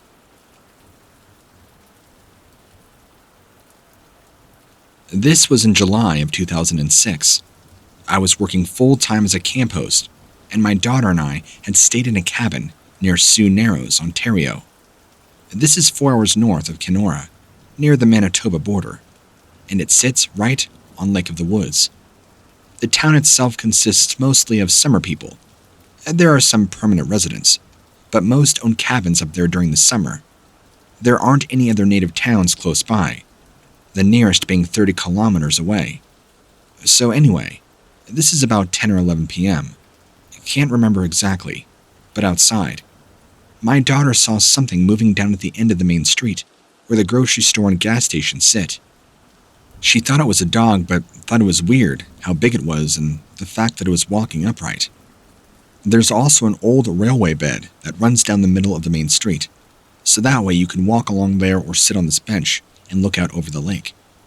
The area is well lit by streetlights, but when I looked out at what my daughter was pointing at, I could not see anything until he stepped into one of the circles of light cast by one of the streetlights. At that point, it became clear that whatever I was looking at was not fully canine. It had to have been at least 9 to 10 feet tall. I mean, we're talking massive. I grabbed my binoculars, not knowing what exactly I'd be looking at. And when I looked up with them, whatever it was there that I thought had been standing. Even better, My daughter's friend who lives in a house right on the lake. She was one of the people working with us that summer. She saw it too, running back to her house. I have no idea what we saw, but neither my daughter or her friend have any tendencies towards being easily frightened. They're both very aware of their surroundings, as well as practical and down to earth. This is why there's nothing paranormal about our sightings. Whatever we saw happened in broad daylight, not the middle of the night during a full moon or anything like that. I think what we saw was a Bigfoot. I don't know what it was doing, but I didn't see any evidence that it had been eating our garbage or anything like that. But come to think of it, maybe it wasn't a Bigfoot. It did look rather canine-ish, having a large dog-like head, but a very barrel-like body. Kind of more like a primate. I have no idea why anybody would think this is anything else. I also don't know what this could be as far as the realm of paranormal or supernatural goes. I have no religious overtones to our sighting at all. But what we saw wasn't wholly in the least bit. Also, I feel the height estimate is pretty accurate. Judging by where it was under the light post, that's about how tall it was. As far as color, he looked pretty black, except the light shining on his face, body, arms, and feet. There were patches of more of a smoky gray. I'd love to know what you think about all this.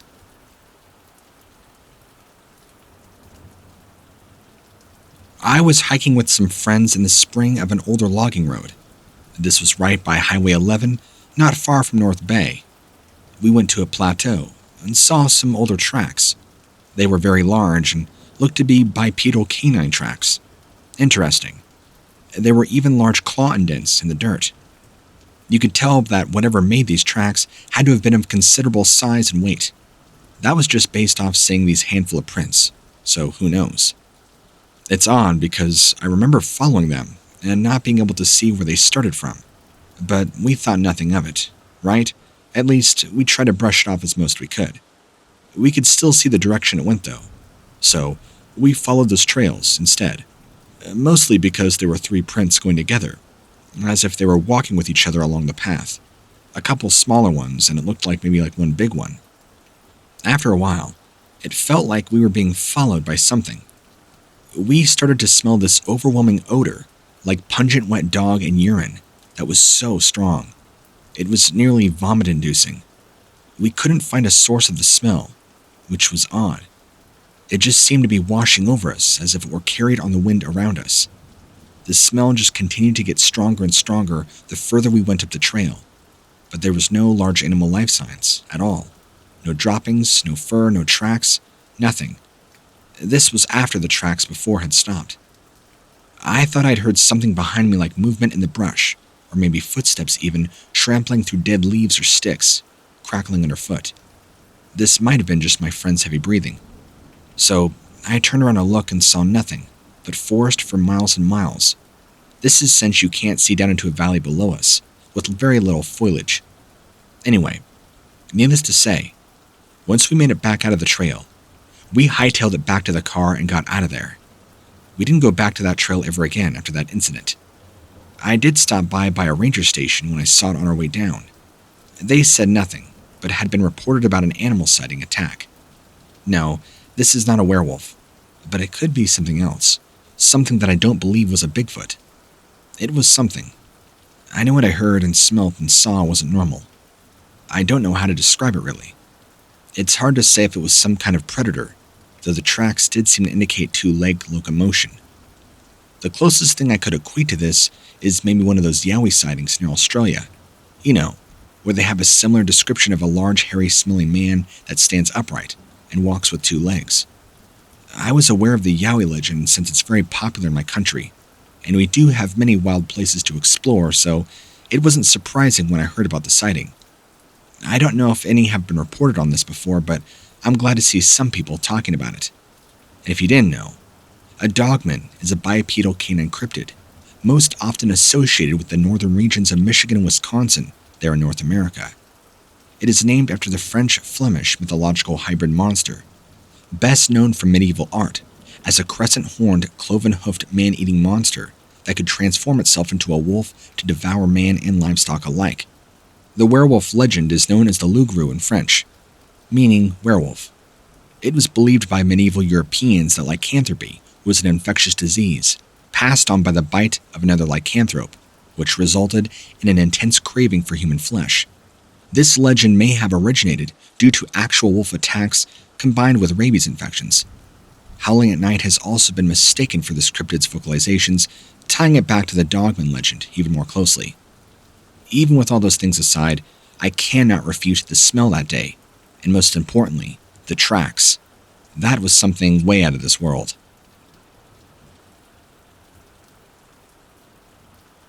First off, I was visiting family in Nova Scotia and had to go out for a walk.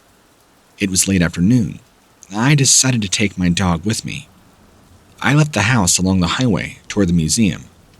Not sure how far I would make it because I didn't have any food or water. Stupid, I know. I noticed there were quite a few blackberry bushes on the way, so I took the time to eat as many as possible. They are in abundance right now in this area of Nova Scotia, but will be gone soon since it's nearly early autumn. As usual, my golden Labrador somehow managed to get in all of them before me.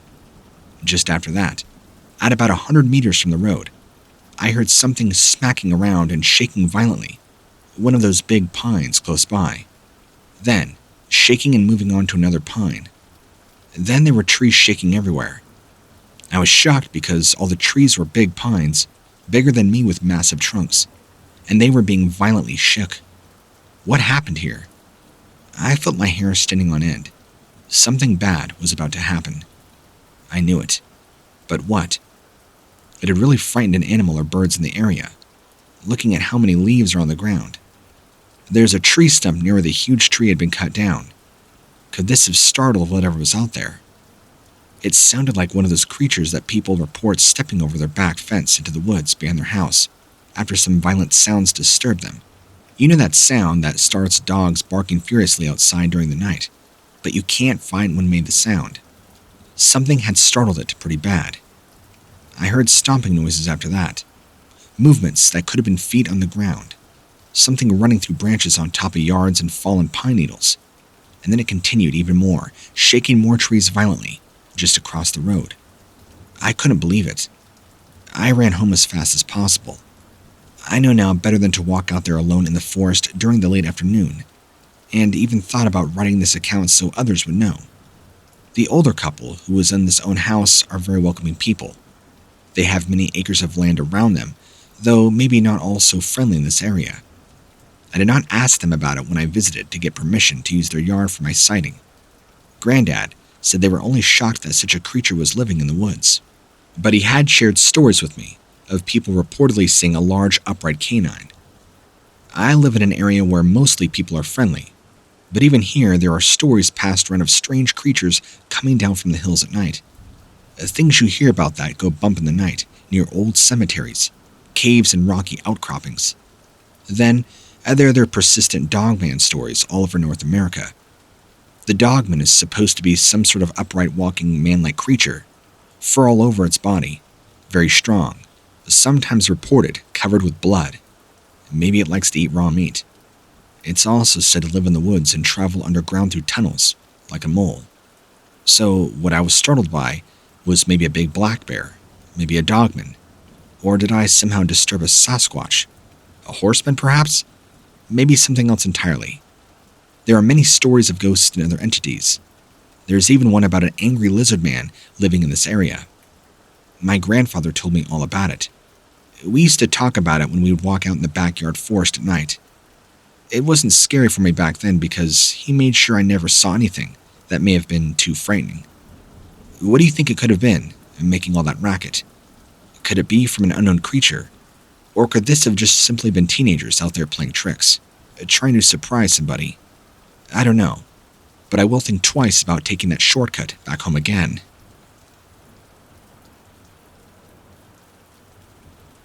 I'm going to try and be as detailed as I can with my sighting report. This was in 2009, in Skamania County, in Washington State, up near Trout Lake. This is where I had heard strange vocalizations that I'm pretty sure were not of Bigfoot. I feel the need to preface this report with some slight background information. First off, I work at a government contracting facility that is highly classified. We are stationed all over the country, but Our primary location rests in Virginia. Because of this, I'm unable to disclose the exact location of the incident due to security concerns. With this said, I will still do my best to give directions using reference points without giving anything away. The other thing worth noting is what we call the Dogman. Wikipedia has some good information on Dogman if you want to read up on it, but basically it's like a canine Bigfoot. So, again, this happened in 2009, during deer season, when everybody was trying their luck for either mountain lion or mule deer after hiking around. There's not much activity in this area during the winter, so the local wildlife seems to enjoy it. Wolves, elk, deer, bear are all common sightings if you take a walk through the woods around here. I'm not sure what brought me onto this location, but I had heard these howls on consecutive nights after hiking up Trout Lake Road, past Appleton Pass. If you can't tell by now, it's near Trout Lake. On the first night, I heard them.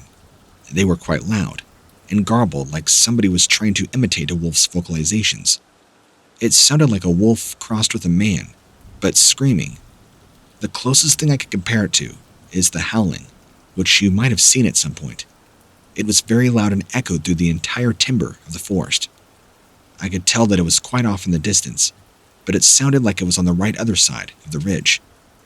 On the second night, I heard them again.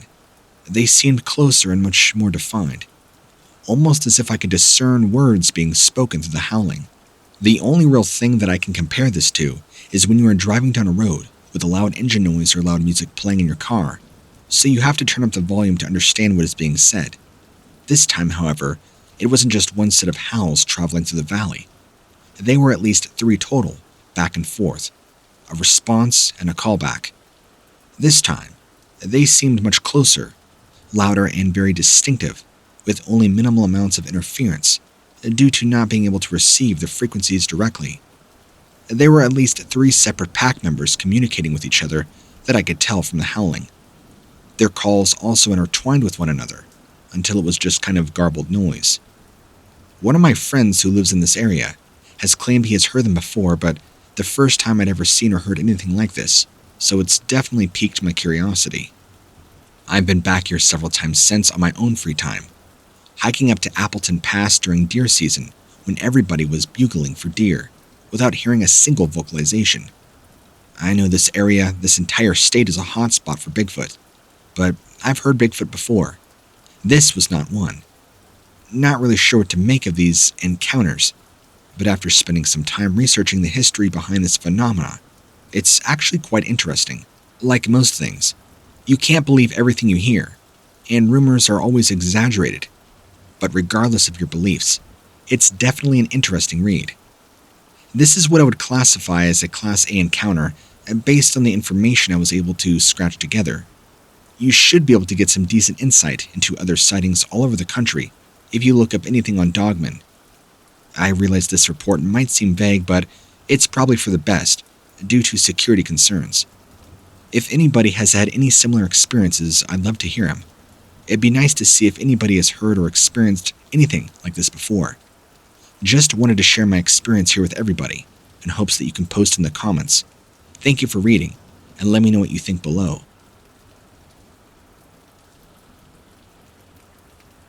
I was at Fool's Hollow Lake, near Sholo, Arizona, in 2012.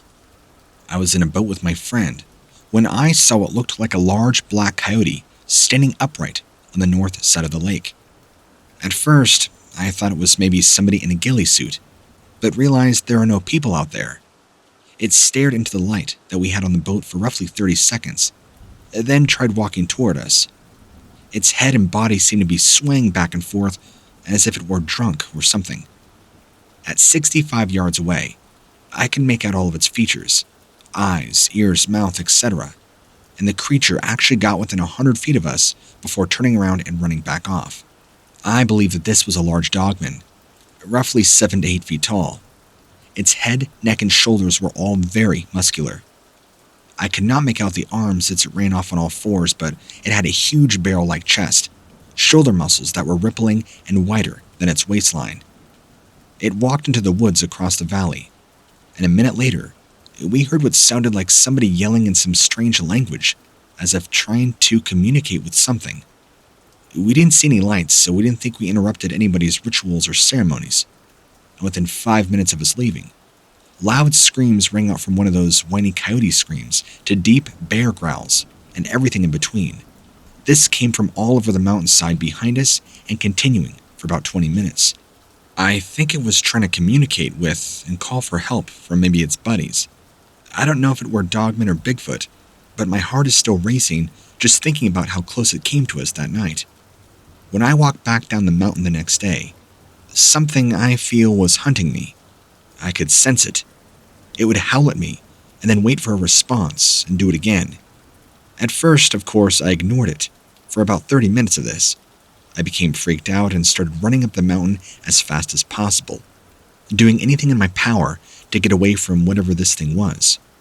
To be honest, the last thing I wanted to see is one in the light. I'm an avid hunter and fisherman on Fool's Hollow Lake, so we'd come out there all the time. We used to come across weird tracks, but always just chalked it up to coyotes. Now that I think about it, they were generally in a biped pattern. Could this be a Dogman sighting or something else? I know what I saw and my friend confirmed everything I was seeing.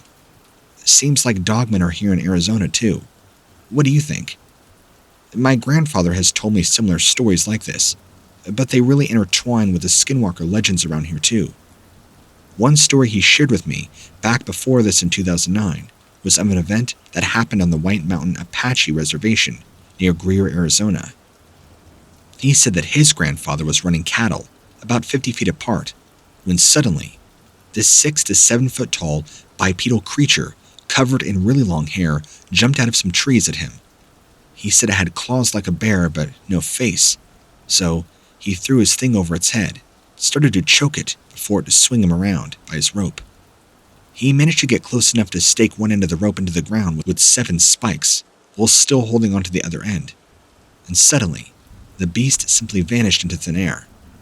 The old man then walked up and asked what had happened. My grandfather informed him that he had an encounter with some kind of creature of the night, and the old man told him they were called Chindi. He said it was a skinwalker and should not tell anybody about this incident, or they would come back for him and his family. That was my only conversation with my grandfather about skinwalkers, until I learned more about them when I joined the UFO community, right around 2011 to 2012. He's never been known to BS, so when he tells me something, I listen. We both agree that we saw Dogman in Arizona. You be the judge.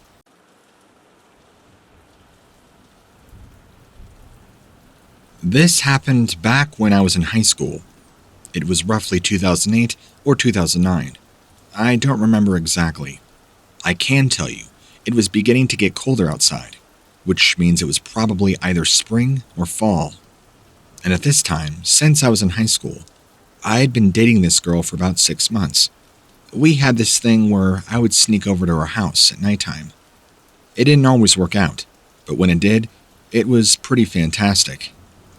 Well, to get over to her house, I not only had to sneak out of mine, but cross through this small section of forest that led into her neighborhood. It wasn't like the deep woods like you're probably thinking.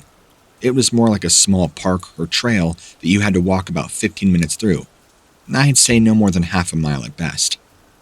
This would take you right into her neighborhood, and after walking maybe another quarter mile, you'd get right to her house, where I'd sneak in her window, and the next thing you know, we're out of there by 3 a.m. Never to be caught. So this night was pretty much the same as any other. I waited for my parents to go to bed, although my dad was a night owl, and he usually crashed out around midnight or 1 in the morning. So finally, after he went to bed, I waited for him to start snoring. I quickly got myself ready and jumped out my window, making sure to lock my door. Luckily for me, we lived in a 1-story house, so removing my screen and climbing out my window unnoticed was very easy for me to do. What's nice is my parents had no idea at the time. I would make my way down the street, past our neighborhood, into the trail section that would lead across to her neighborhood. Our high school also sits between here as well, so this trail through this wooded area is also a nice shortcut instead of going all the way around our school. She was already texting me, wanting to know when I was going to be there. I had a good feeling about this night. Things were going to get hot and heavy pretty quickly, as they usually did. So I was trying my best to hurry up. As I entered the trail, though, I just felt something was off, and I couldn't quite place what it was. Sure, at 16 years of age, I was pretty naive and ignorant to the world around me. But even my senses at that age could tell there was something just not right.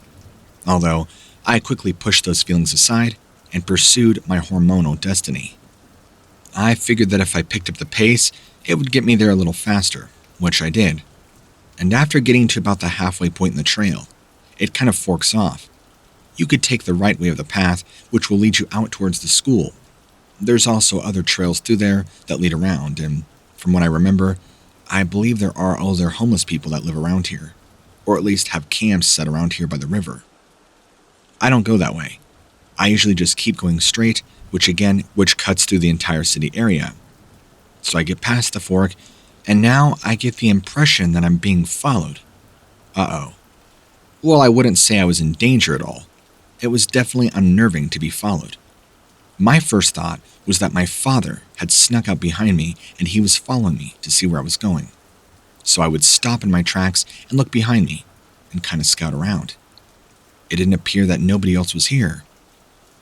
I didn't hear anybody in the trees. I saw nobody else on the trail around me, behind or in front of me. Maybe it's just my own paranoia of getting caught. So I went back on my way and tried to go as quick as I could, keeping my feet up. But the feelings became more and more intense, and it would grow and grow, the same way a stomach pain gradually starts and intensifies in pain. By the end of the trail, I was really starting to feel freaked out. Now, luckily I had made it through the trail, all the way to the end, but the feeling never left. However, as I made my way into the neighborhood, and eventually to my girlfriend's house, which was sweet, sweet victory, the feelings subsided, and I ignored them for the time being. So, I'll kind of skip this next part, where you can assume what happened once I was able to successfully get into my girlfriend's bedroom from her window. It's what teenagers usually do when they're alone at nighttime, and yeah. So let's fast forward till about 2:45 a.m., when I'm lying there with my girlfriend, and she's like, "It's late, you need to get back home before you get caught." So I quickly got my clothes back on, and I exited out her window. Luckily, her parents never noticed, and after kissing her goodbye, I made my way back. Now, at this point, I had completely forgotten all about my little paranoia episode from earlier. In fact, I was so fueled with confidence after what had just happened when I made my way back on the trail. I was kind of blindsided by the increasing feeling that would have started. Because as soon as I stepped foot back on the trail to head back to my house, is when the feelings came back immediately. And then, I remembered everything. Not that I ever forgot, but it was a rude reminder. So trying to shake off the feelings, I figured I would just try and maybe do a quick jog through this area. It would only take me about 7 or 8 minutes to reach the other side, back to my own neighborhood, where I would be completely safe, and I can make it back into my window. Easy, right? So off I went. I reached about the halfway point when I can now hear something audibly moving in the brush beside me. And not just the brush, but the trees, and I could hear that someone was rustling around. That's when I stopped, pulled out my flashlight, and shined it around, expecting to see somebody hiding. I was worried I was about to be jumped, mugged, beaten, stabbed. Something. Who knows what kind of crazed drug addicts are out here? I didn't know, but I was not about to be a 16-year-old victim. As I'm shining my flashlight around, quite frantically, I noticed something else. The entire night had gone silent. No crickets, no sound. I don't even think there was wind. It was completely dead silent, which was incredibly eerie. After everything went quiet, more rustling, and then out steps this thing, or what I thought was a person maybe in a costume, out onto the trail no more than 10 feet away from me. This was exactly as I'm going to describe it to you. Have you ever heard of a satyr? They're like half man, half goat. They're supposed to be mythological, but that's what this person or thing was. It had the body and figure of a man, in which it stood on 2 legs, had a very masculine build, but the head was that of a goat, and not like a billy goat or something, but a mean, angry, demonic-looking goat. Long horns, more like a ram, wrapping around its head, and its eyes glowed this kind of embery, fiery light that emanated. It towered over me. I'm not short, but I'm also not really tall. I'm about 6 foot, 5'11". This thing was easily 2 feet taller than me, if not more. I mean, it was a massive thing. And I quickly dismissed the idea that this was anyone in a Halloween costume, judging by how realistic this was. The next portion of the story is kind of a blur because all I remember is just turning around and sprinting as fast as I possibly could all the way back to my neighborhood and all the way back to my window. In fact, I must have been so terrified I was reckless and noisy, because when I climbed in my window, I must have been making so much noise to get in that my father began banging at my door, wondering what on earth I'm doing. So after climbing in, I nearly fell in my room, ran up to unlock the door, and he opens it, and he's pissed. He asked me what I was doing. I don't remember what I told him on the spot, but I think I made something up. Luckily, I think he was too tired to put 2 and 2 together of what I did, so he just told me to go back to bed and stop making a ruckus. That's not what he said verbatim, but that's the nice way of putting what he told me. So yeah, that's my story. I wanted to know your opinion. Did I see a satyr? Did I see a goat man? Did I see a minotaur? What was it that I saw that night? The only other thing that I'll add to this is that after this night, I would continue to sneak to my girlfriend's house for the following school year, but every time, I avoided that trail and went the long way around, not risking experiencing that again. Her and I would break up the following spring, and so I would stop these nightly trips. Thank you for reading.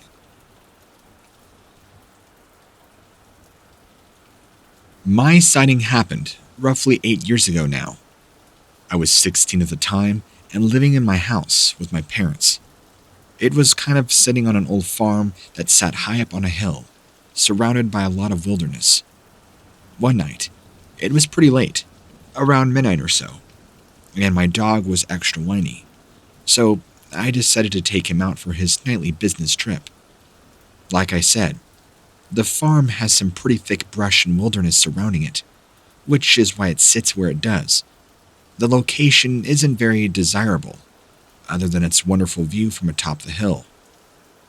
Anyway, we walk out of the small doorframe entrance into our backyard, and there's a straight shot to the road right in front of us, maybe 100 or so feet away, give or take a few feet, with some small lighting that we had made surrounding a small dirt path.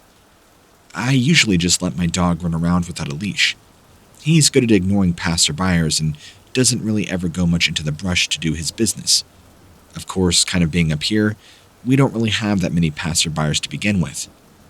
So, right as I'm about to call him back inside for bed, after doing his business, I hear the snapping of brush, disturbing from down below in the area next to our house. That's odd. Nobody has been around here for a while. There are no trails for anybody to walk, and the only wildlife we really have around here is deer and raccoons. But it sounded like the weight was heavy, like from somebody who weighs more than 200 pounds. That means there's somebody around. And you can probably guess that this person wasn't probably showing up this late to come say hi. And I could barely see the outline of something big from where I was standing at the time. So, safe to say, whatever made this noise could have come from this. And it probably couldn't see me where I was standing. And it's also important to note that my dog did not make a peep, which he usually barks at things. I quickly look around and hear yet another growl, roar, or snarl coming from behind the house. This is where the previous sounds had come from, but it sounded like there were more of them. Now I'm getting a little spooked. I've never heard anything like this before, and I'm kind of freaked out. Quickly, I open the door to go back inside, and immediately, the noises start again, but begin getting more aggressive now. My dog comes running from the back of the house with his tail tucked between his legs, and a look on his face that only a concerned animal could give you. I try to get my dog's attention, but he wouldn't look at me. Instead, he was looking at the window to our house, which is where the sound was coming from. As I approached him to get a better look at what was going on outside, I can finally see something big and dark. I couldn't really tell because it was so dark, but the distance of the light, I could tell it was a figure standing on two legs. Very large body. Maybe bigger than a bear, I don't know. And I hear it start to growl, which is what scared my dog and me in the first place. By this time, I'm petrified, and I'm thinking a way of how I can make it out alive in this situation. Whatever was growling at us from the outside had been watching us. It's like it was waiting for me to take a turn and maybe turn off the lights. It knew we were now inside. It's like I could sense it was thinking, watching us.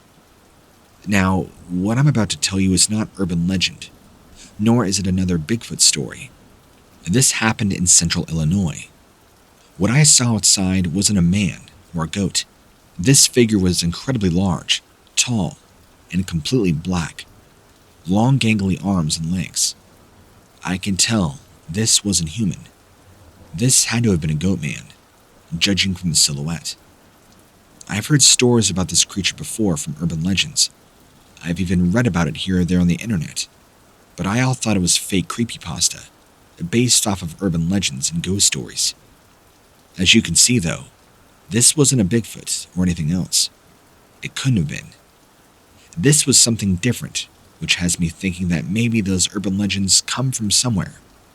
It kind of snarled and turned around into the trees behind us, but I could still feel it watching us, like it was toying with us. Not only that, but there were other growls and noises coming from within the forest. It sounded much more animalistic than what came from this creature. This meant there were more of them. I hope I won't get flamed for this. I would never make something like this up. And if you think so, then keep it to yourself because, at the end of the day, people will believe what they want. Some of you out there might even know what I'm talking about. Be surprised that somebody else on the internet knows about it too. I know what I just said might be hard to believe and maybe even impossible, but please keep an open mind. This is a real encounter I went through and I still think about it a lot to this day.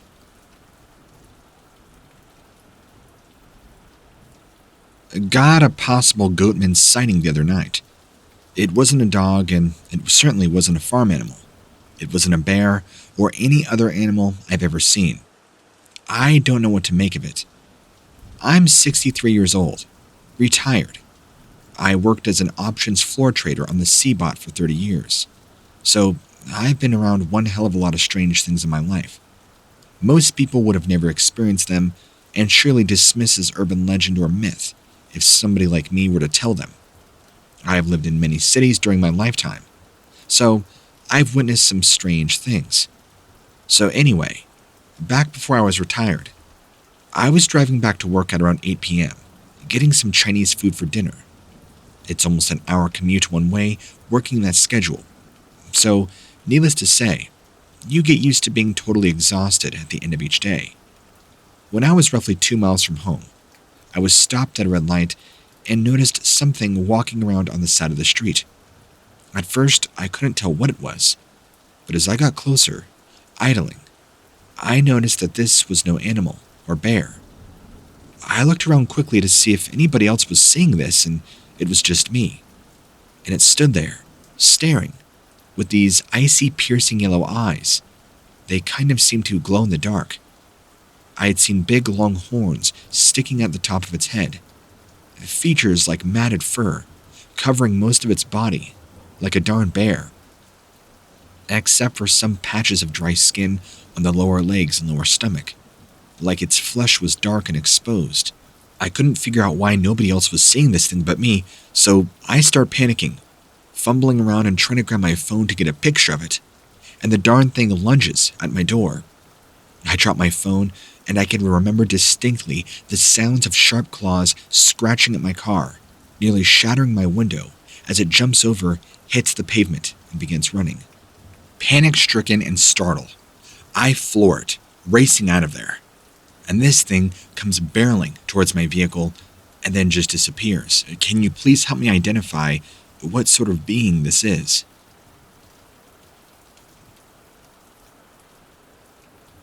I'm back on this website now.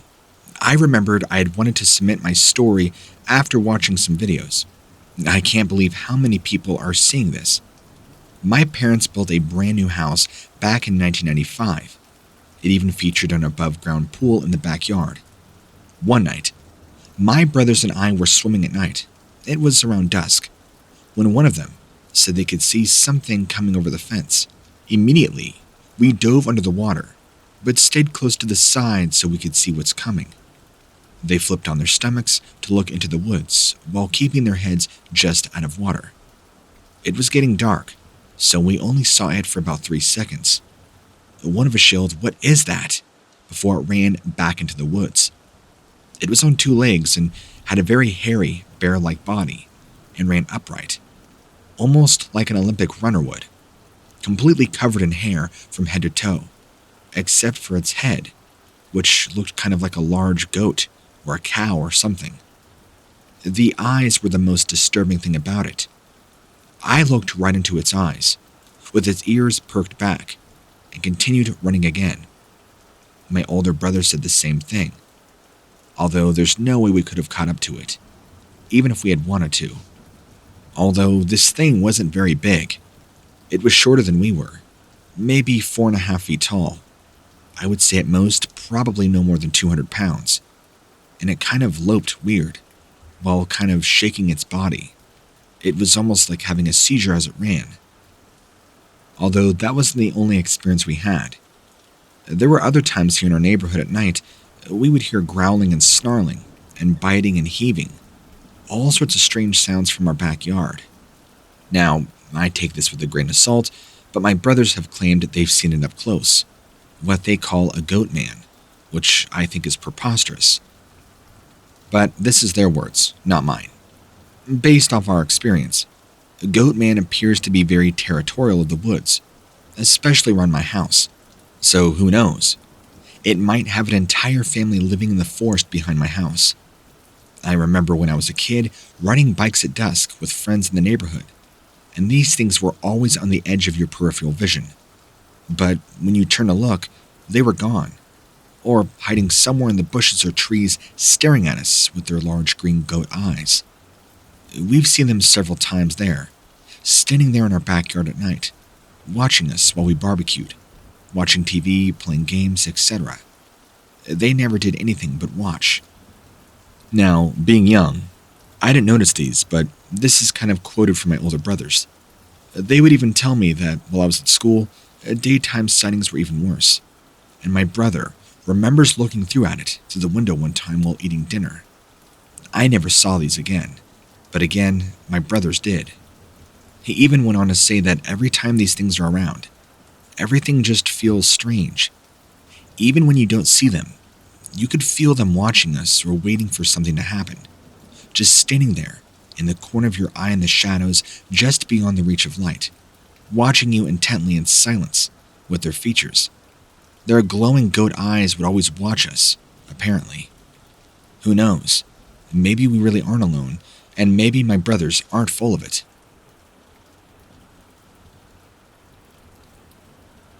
Hello. I have a story that is about my wife and I. We were both there on August 16th, 2018, at night around 10 p.m. in the Adirondacks in New York State. She stopped to pee because we were going to our cabin from Long Lake. She gets out of the truck, walked off towards the woods quite a ways, but not so far so she could still see me while I changed the music on my phone. It was dark, but I had a bright light. She said there were lights coming down from what looked like a trail behind her, maybe 100 meters high up. And then, they hit the treetop height. It started dropping fast down behind her, and all of a sudden, she looks up to see this thing, what she described as a satyr or goat-looking kind of man, running towards her, and she starts screaming. She runs all the way back to me, and I ask her, "What did you see?" Hyperventilating and on the virtual end of panic, she explains this was grayish white all over. Long legs, long arms, a large head, and really long fingers. When she turned and ran, she said it was rustling behind her, following her, until it just dropped off. That's when she was yelling for me to go, go, go, floor the truck. This all happened over the course of about 20 seconds. We got out of there.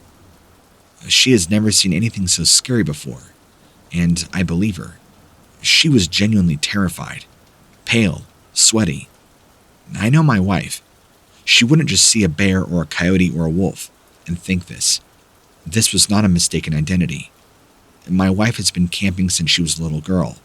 She knows the woods. She knows animals. This was something even I can't explain.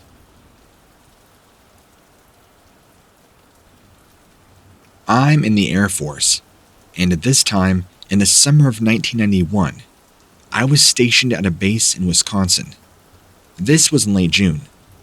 I had just returned from a mission and was into the briefing room early. Usually, we were briefed about things to come, so we were thinking it would be another mission. When we got there, everybody was really quiet, and I thought something had gone wrong with somebody's family until they told us why we were actually there. A local police officer was giving his statement on what he saw that night. The police officer began giving his statement about what he had seen, which was a large cryptid, a term I would come to get very familiar with. This creature wasn't Dogman, it was not Bigfoot, it was not Mothman or any sea monster. He described it as half man, half goat, long horns, red eyes, and long fangs. The officer said that he nearly crashed his car after this thing bolted out into the road in front of him and disappeared into the tree line next door. Now, he was not the only officer to have seen this. There were several other officers on duty that night who've also claimed to see the same creature, all sharing the same similarities. However, even after the briefing, we get to go and talk to him personally, and the guy seems really genuine in his story.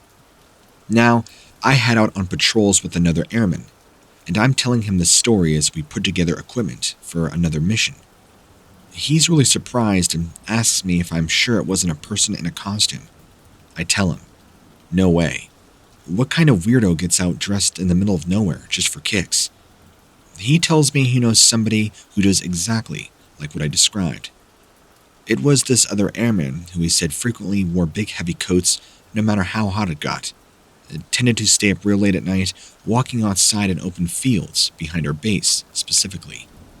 Of course, my friend even confronted him one day about it while out on patrol. But instead of denying any knowledge, the other guy just smiled and said, "You've seen them too." Even as wacko and weird as this guy was, he had apparently seen the same being. So, I'm not really sure what to make of all this, but it's really strange that people in this area have talked about seeing the Goatman on multiple occasions. I still, even now, just about 30 years later, have very minimal knowledge of Goatman. I've heard about Dogman, I've heard about Bigfoot, but Goatman is still very new to me. But I actually stumbled upon your channel one night, just bored, browsing on YouTube, and I saw that you cover a topic not many cover. So I figured I would write up this old story that I can remember pretty fairly, actually, from back when, in the day. Maybe you'll find it useful, maybe you won't. Sorry it's so short though, but again, hopefully you'll find it of use. Feel free to message me if you have any questions.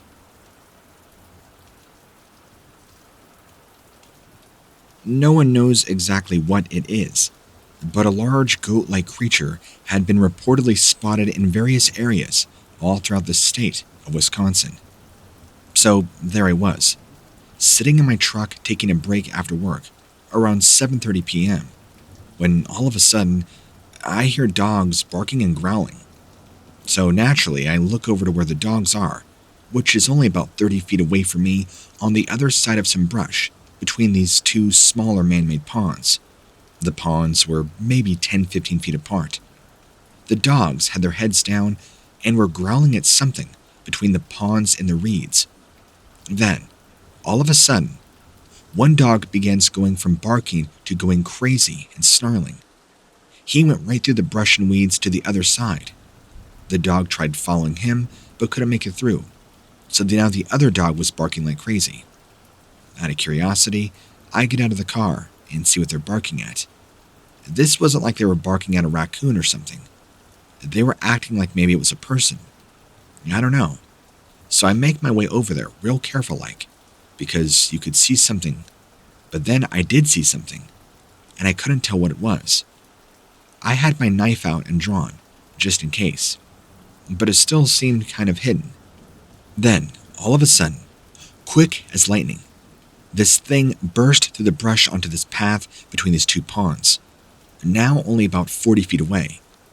At first, it looked like one large black animal, but after it stood up all the way, it was more grayish, with longer hair, and looked exactly like a freak of nature.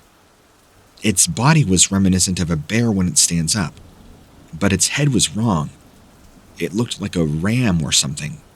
Long twisted horns, beating glowing eyes, and sharp jagged teeth. It stood on its hind legs for a second, got a good look at me and sized me up, and I got the scariest look into its eyes that I have ever seen.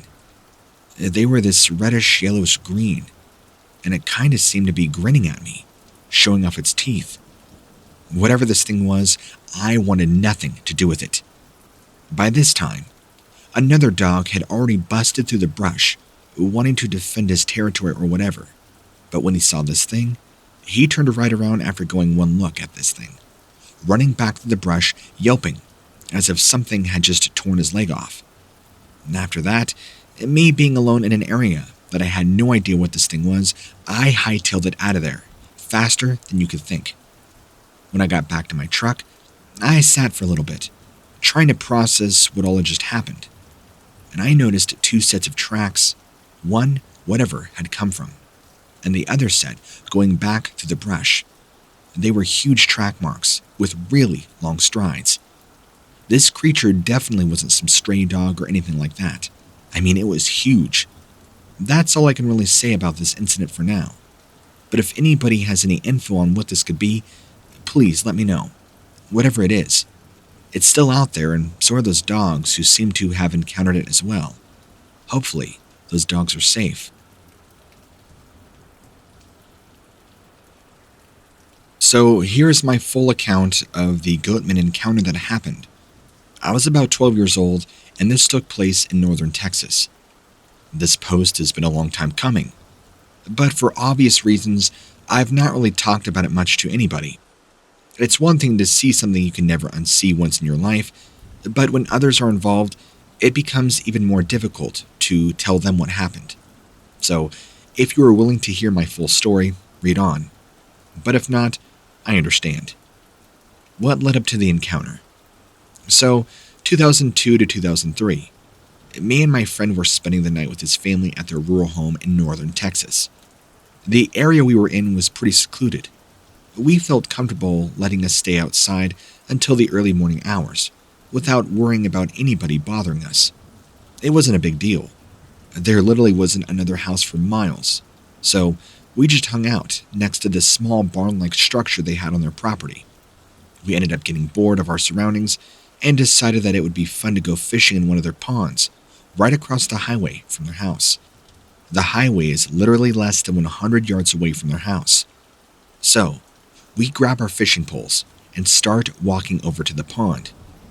We had only been there once before, but pretty much knew where it was located because of how close it was to the highway. So now that you have some idea of how secluded this place is, let me give you a little perspective. The nearest body of water from location would probably be around 5 miles away, if I had to guess. It wasn't too far away, but at 12 years old, it felt like it. Since we were so tired after spending all day trying to find things to do without getting bored, both of us were ready for bed as soon as we got back home, which was probably roughly at 11:30 p.m. A day or two later, us and our friend had to go back home. His family still wanted to be nice and let him stay the night at our house without asking for anything in return. So he pretty much just followed us around all day, doing whatever we did. So that night, my friend decided that since it was dark out, he wanted to sleep with me on my bedroom floor, because of how close I was. Now, I didn't want to sound like a douche by telling him no, it wasn't happening. So I told him, okay, sure. And he ended up falling asleep on my floor, sometime past midnight. Keep in mind that my family was upstairs in bed and I had no pets of any kind. Now here's the encounter. This is going to be a long portion, but if you're going to read the whole story, it of course has to be included. At around 12:30 a.m., I woke up. I heard my front door open and close, and I woke up to see my friend walking into the bedroom with a flashlight. He said something along the lines of, "You need to see this." We both got up off the floor, followed outside, and led to the driveway. Once we got out there, he immediately made me turn around and look behind me towards the barn-like structure that was sitting on top of a hill, roughly 200 yards away from where we were standing. The second he turned off his flashlight, I could see it. It appeared to be a large, bright white figure, but what struck me as odd was that this white figure was like that of a large goat. And I don't mean a large goat, I mean a large goat, meaning 8 to 9 feet tall and walking around like a damn minotaur. So at this point, I'm totally dumbfounded. I don't know how to react, and of course, my friend is having none of it. He saw what we were looking at, and immediately began sprinting towards his truck parked next to our street. Of course, he ran off to his truck, jumped in and hid, and I ran back in the house. And by now, my parents must be wondering why their front door just opened and closed on its own. So I wake them up and ask them what I should do. They told me go back outside, and I realized my friend was still out there. He was freaking out, having a mental breakdown, hyperventilating, when we both looked back over to the hill. Whatever it was now gone. I don't know what it was, but it freaked us out. So long story short, we ended up back in the house and tried to sleep the rest of the night. So, from what I've been told, which was pretty recently, I guess, something also had attacked my friend's vehicle about a few weeks ago. He called the police, but they wrote it off as a bear attack. Now, whatever this was had torn his tires off his car. I'm not exactly sure what this is. This is right around southern Mississippi, by the way, since he moved over there. Now, my other friends who I talked to have claimed to see white faces staring in their windows at night. I don't know if this is all paranormal, I don't know if we're just seeing strange shapes, but either way, any help would be nice, because all this is very, very weird. Hello to all. For years, I've been interested in what people call Goatman. The creature has taken many forms for me. My encounter begins when I was just 13 years old. It was summer, and it was just another usual night for me. This meant nothing but the usual teenage mischief. I had my friends over. We were about to break into our usual abandoned house that we had claimed as ours. You know the one. We've all heard stories, of course, and none of us believe them. It was just another place for us to hang out.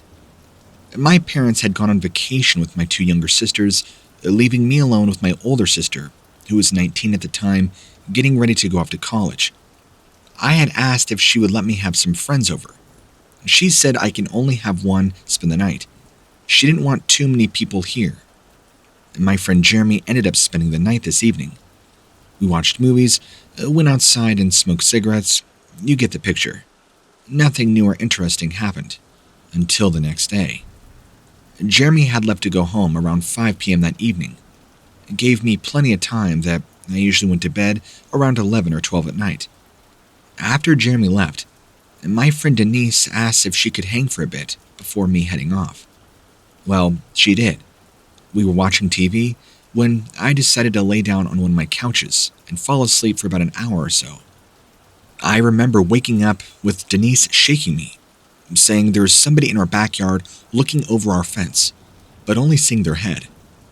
After I saw this goatman-like creature outside my house, nothing has been the same for me, nor have any of us witnessed it again that day. I'm currently 25, and still to this day, I get afraid sometimes going outside at night.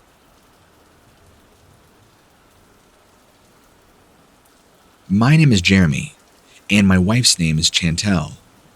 We're trying to figure out exactly what we saw back in July of 2017, and we're hoping maybe you can help. Where do I start? Well, we were camping at a state park, just outside of Portville, New York. It was a super warm day, and we decided to take a hike through the woods. It would be nice before we headed back home. We parked at the state park, hiked up to a long meadow, and we just sat on the grass, taking in the lush, beautiful scenery for maybe about 45 minutes. Then, we headed back down into a deeper thicket of trees. In these trees, there is a small creek that runs perpendicular and eventually dumps out onto Route 305. This pretty much cuts right past this forest, at least what I've been told anyway. Here's where things get interesting. We made our way back toward 305 following the small creek, maybe by about 200 yards or so, behind some houses. My wife points up ahead and asks, "What's that?" While pointing in between two houses across from us, our attention immediately goes towards a creature standing close by, maybe no more than 5 feet tall. It looked like a goat, except it was standing up on two legs, really long horns, kind of like a gazelle that you'd see in Africa. You know what I'm talking about, right? Kind of spindly and pointed. It was like that, except it was clearly walking around on two legs, at least from the distance we were at. It didn't seem to notice us, but as we sat and observed it, both my wife and I were like, "What is that?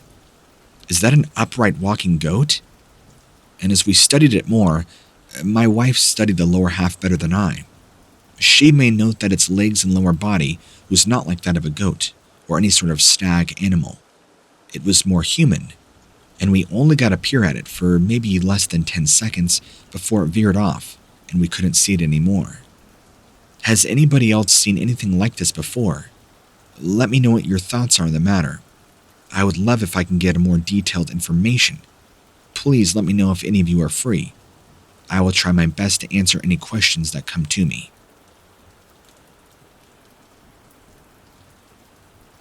I'll try to keep this short and as brief as possible. I love to explore different states and try to go hiking and spelunking as much as I can. And with pre-COVID times, things were much different. Before the pandemic, like the rest of us, I wasn't packed down into a house, stuck, left to my own devices and depressive thoughts. I was out exploring the world, becoming a man, becoming one with nature, diving into places many deemed impossible or dangerous. Hiking 10 miles a day, I was in fantastic shape. But I'll skip the boring backstory on me. I'll get right to my sighting. Now, before I go any further, I can only tell you the general area of Montana that I was in. Because, quite frankly, I believe the cave that I found was an unmarked one. Since usually all the ones that are marked have been found and have actually been made safe by park rangers and such, or so I believe. So, I like to do a lot of off-trail hiking. And what that means is I generally start on a trailhead, and then I just veer off the path. Of course, I keep a compass on me, so I generally know which direction I'm going, and I know where the main roads are. That's always very important to do. Always know how to read a map and to keep a map on you at all times. So, if for whatever reason you happen to lose your compass or you get lost, you know how to get back to safety. I never try and go more than 20 miles outside of the lines of any major highway, road, or trailhead for my own safety. This way, if something does ever happen to me, I'm only roughly 20 miles away from the nearest point of civilization. This keeps me safe and allows me about 2 or 3 days to get back to where I need to go. Okay, now I'm off trailing, and I'm maybe about 9 or 10 miles out at this point. I set up base camp, the night goes fine. I get up the next morning and begin exploring more. Well, I come across a series of caverns, and I don't just mean any caverns, but almost tunnels that interconnect. I decide to take my interest more and explore these further. I've kind of noticed an immediate smell as soon as I get into the tunnel. It smells a little bit stale or like feces. and also just kind of a stink, this pungent body odor kind of smell. This really just damp, really musky odor. It was really foul, but I keep pressing onward.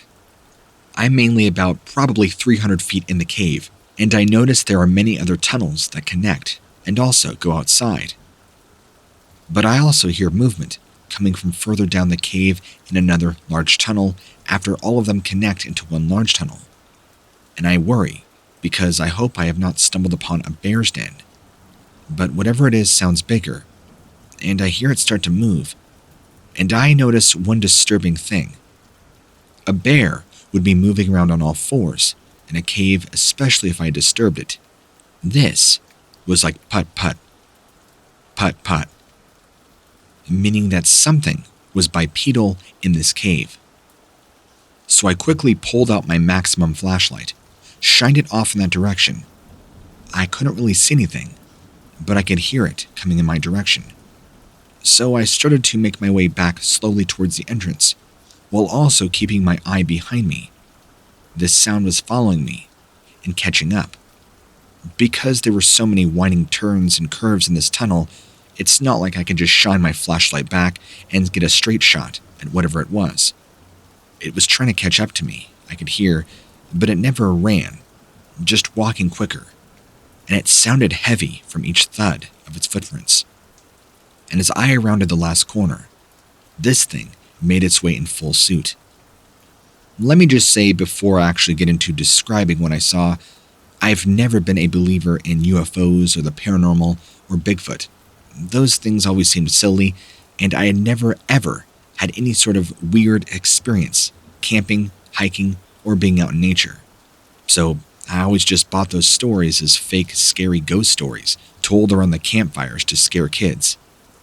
Little did I know, there's probably actually some truth to them, as horrifying as that is. Standing now fully illuminated in the light was this woolly gray animal. I guess you can call it or say it resembled a bear to an extent, but the head was wrong. It reminded me of a ram or a goat, but more elongated. And it opened its mouth, and it had all these jagged, broken, sharp teeth. It had horns on its head, which is why I bring up the resemblance to a ram or a goat. The horns even coiled and twisted back the same way a ram's does. And its eyes were even similar, except they were more set in the skull. I got the immediate impression this thing was not too happy with me stumbling upon its den, and that it looked fairly upset that I was even seeing it. I did not take my time to sit there and observe it further. I made a hasty retreat and moved all the way back to my campsite, which was roughly about 2 miles away from this point. After getting back to my campsite, I knew that this thing had not followed me out of that tunnel. I quickly tore down my tent and my campsite and moved going west in the opposite direction of where I had just come. This was in southern Montana.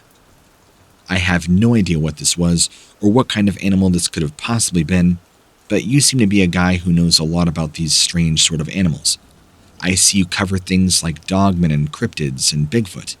Maybe you could possibly tell me what it is that I encountered. A group of friends and I were at a cabin in Pennsylvania. This was on a Saturday night around 8 p.m. We had been seeing weird stuff all afternoon. So this night, we decided to go investigate. We stupidly left our flashlights in the car. We decided it was getting dark and who needed flashlights, right? But I didn't think having them would do so much good anyway. It's a pretty big field we were walking in that was only half a mile away from the cabin. Part of me thought the moonlight would kind of help guide us. We were sitting there for about 20 minutes or so before actually leaving, just hanging out on the porch.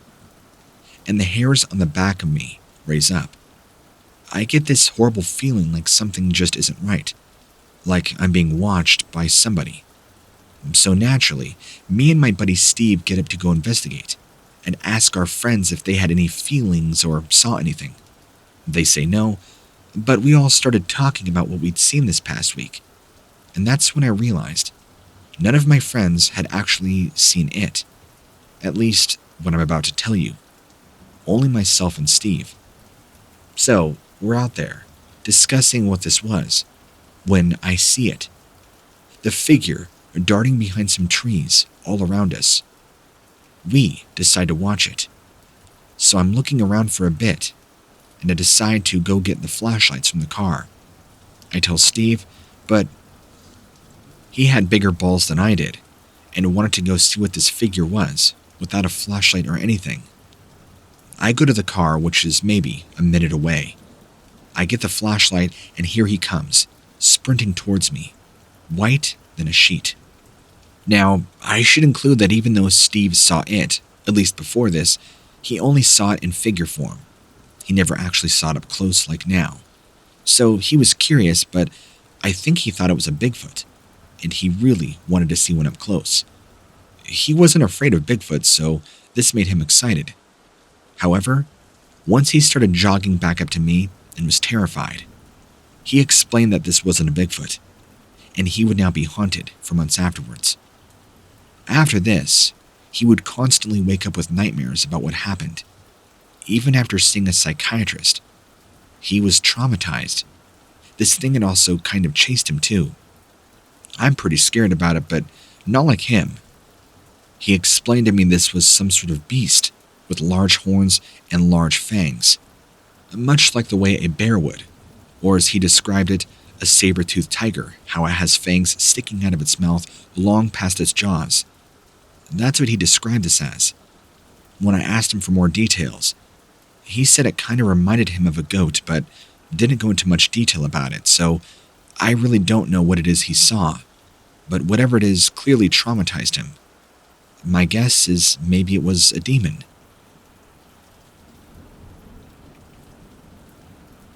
My wife and I saw something very similar 3 years ago in southern Iowa, in response to these Goatman sightings you've been writing about.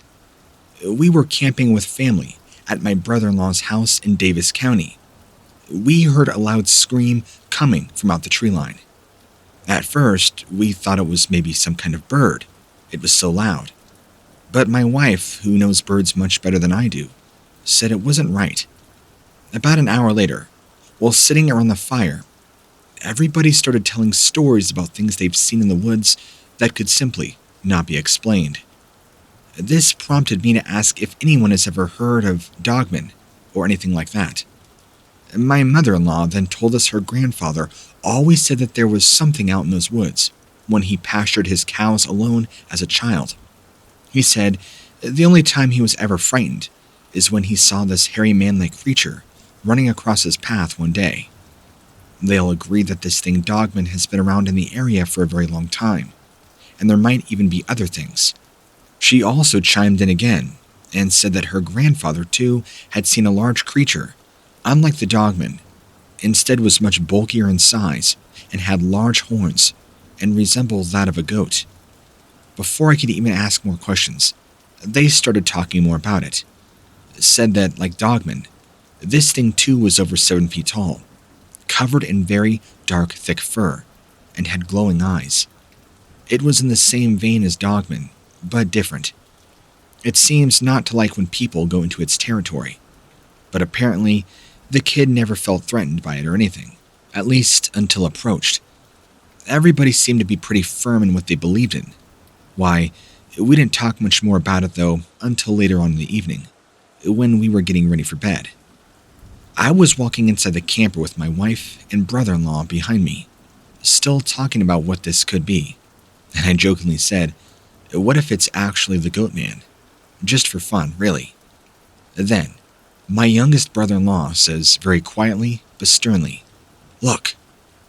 I turned around at the same time he did, and saw something standing off in the distance, maybe 40 feet away from us, right at the base of the tree line. It looked exactly like a hairy man or bear standing up on 2 feet, staring at us. But the head looked exactly like a deer almost, with long horns stretching at the back. At least at 40 feet away and obscured from part of the brush. That's what it looked like. My wife let out a scream, which prompted everybody else to see it too. Then, they all ran for the house. We all stood looking through the window at it, watching it walk over to where the van was parked, looking inside of it before walking back the way it came. What was it looking for? It never made a noise, which is even creepier. We kept saying things like, "What is that thing? Is that a goat man?" But never got too carried away. We didn't want to scare the kids. All of us had trouble sleeping that night, even though none of us really wanted to go outside afterwards.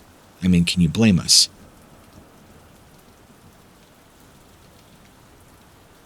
My brother and I were stacking bales of hay on a beautiful morning in July. It had been very hot, and we wanted to try and get the day's work done early, before it became too unbearable. We still had at least another 3 hours to go, and it was just now 9 a.m. My brother began acting funny, and I didn't exactly find out why until just a few moments after I first sensed it. I looked up from the bale of hay that I was currently stacking, scanning the area until I found what he had been nervously looking over at. This large thing standing atop of a hill, roughly maybe 300 yards away, where we were working. Its face pointed towards us, but it couldn't have seen too much due to the thick shrubbery growing all over. It appeared to have very large chest, legs and arms and head, yet, even though it mostly blended in with its surroundings, one feature on its chest stood out enough to give me some detail about its overall body shape. A small patch of hair surrounding the area on the upper part of its head was darker. I felt my brow furrow as I tried to think of an explanation for what we were seeing.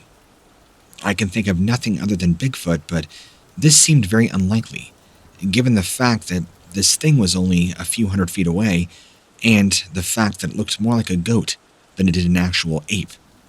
Suddenly, it turned to face us and began running downhill after us, the same way an Olympic runner runs. It covered this distance in less than a minute, leaping like some kind of large animal. My mind could not process what was happening fast enough for me to feel fear, despite all my training playing it out in slow motion in my head, a picture taken mid-run. It landed out and let out a terrible roar. I heard my brother's terrified screams as well as the clanging of equipment and sounds of something getting thrown around at high speeds. I sprang to action, grabbing my nearest tool, which had to be a chainsaw laying on top of one stacked bale of hay that was upright, just enough for me to climb onto it. It must have fallen from the truck bed. I just started buzzing away, ready for this thing to come at me. It quickly darted off, sideways, into the tree line, now roughly about 80 to 90 yards out, like it knew what was going on. It knew it had been spotted. I quickly put the chainsaw down, grabbed my brother. We needed to jump in the truck and leave now. Just then, I heard this other scream and roar that happened just close by. We were not alone. There was more of them. We needed to get out of here now. It was not safe. My brother kept saying, "But we have bales," and I told him to shut up. I grabbed him by the collar, threw him in the truck, and we flew out of there. We didn't come back till closer to evening time, which doesn't make a lot of sense, right? You know, with the sun setting and all. And it was eerily quiet. We had to get those bales, though. And I would say we probably spent another hour doing it before we just told Grandpa, "Screw it, you can do the rest, Pa. We ain't doing it." After we told him about what happened, I could tell by the expression on his face he too knew what we were talking about. And although he refused to acknowledge it, he understood and ended up finishing up the last 2 hours for us. Crazy.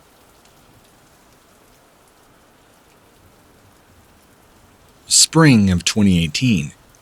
I had gone to visit my cousins that lived in a much more rural area in Colorado State.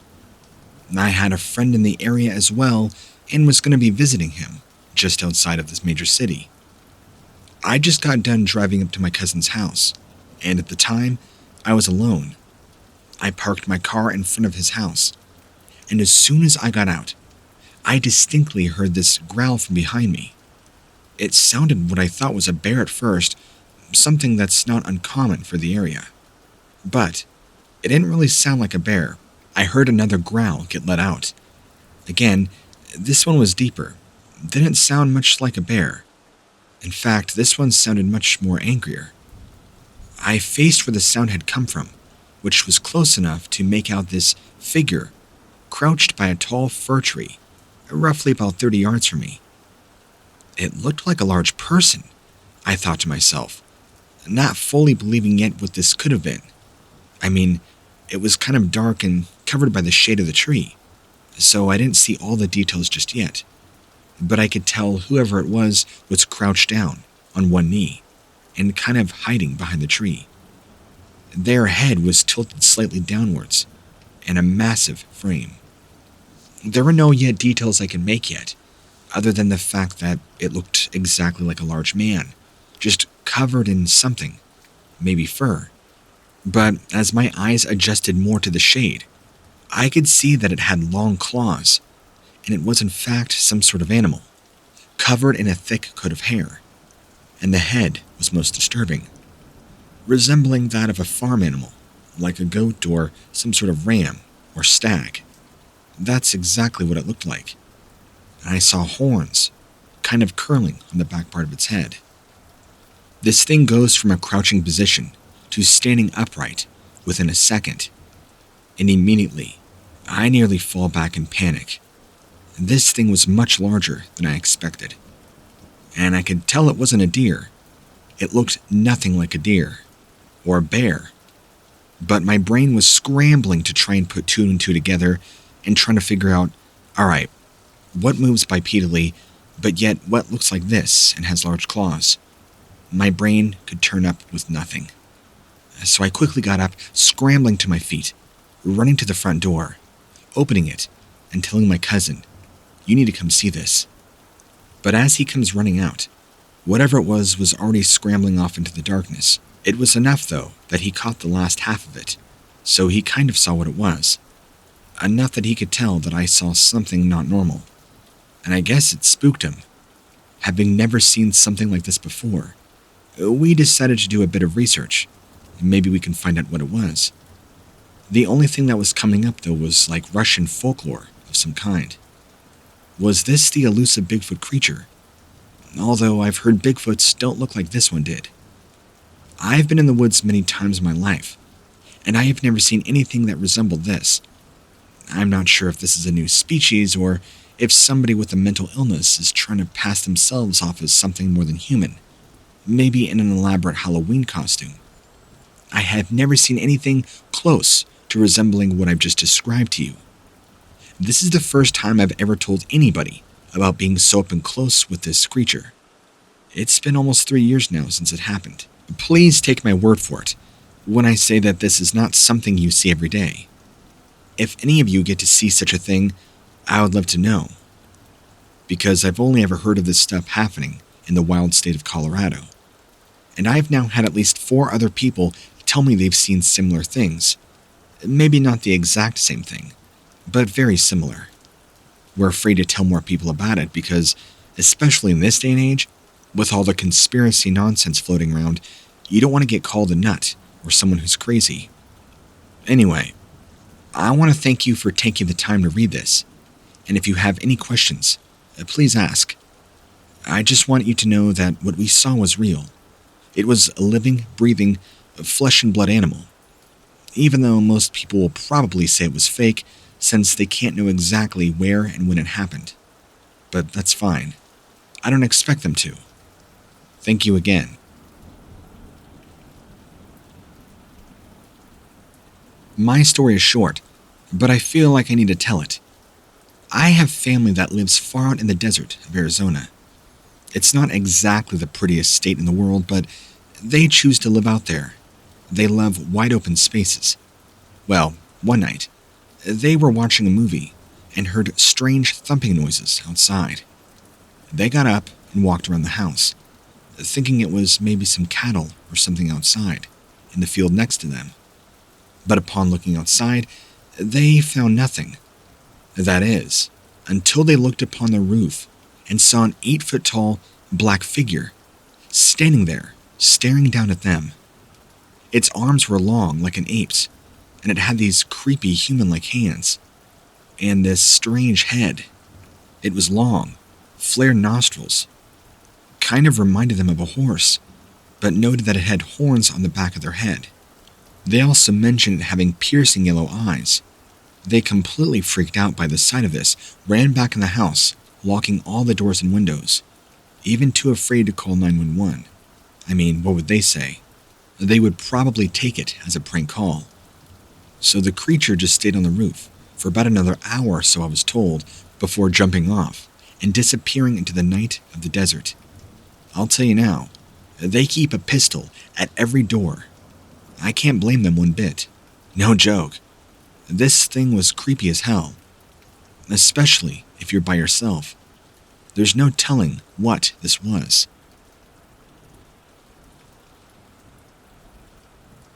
This happened one day when me and my friend were out hiking in the woods in Washington State.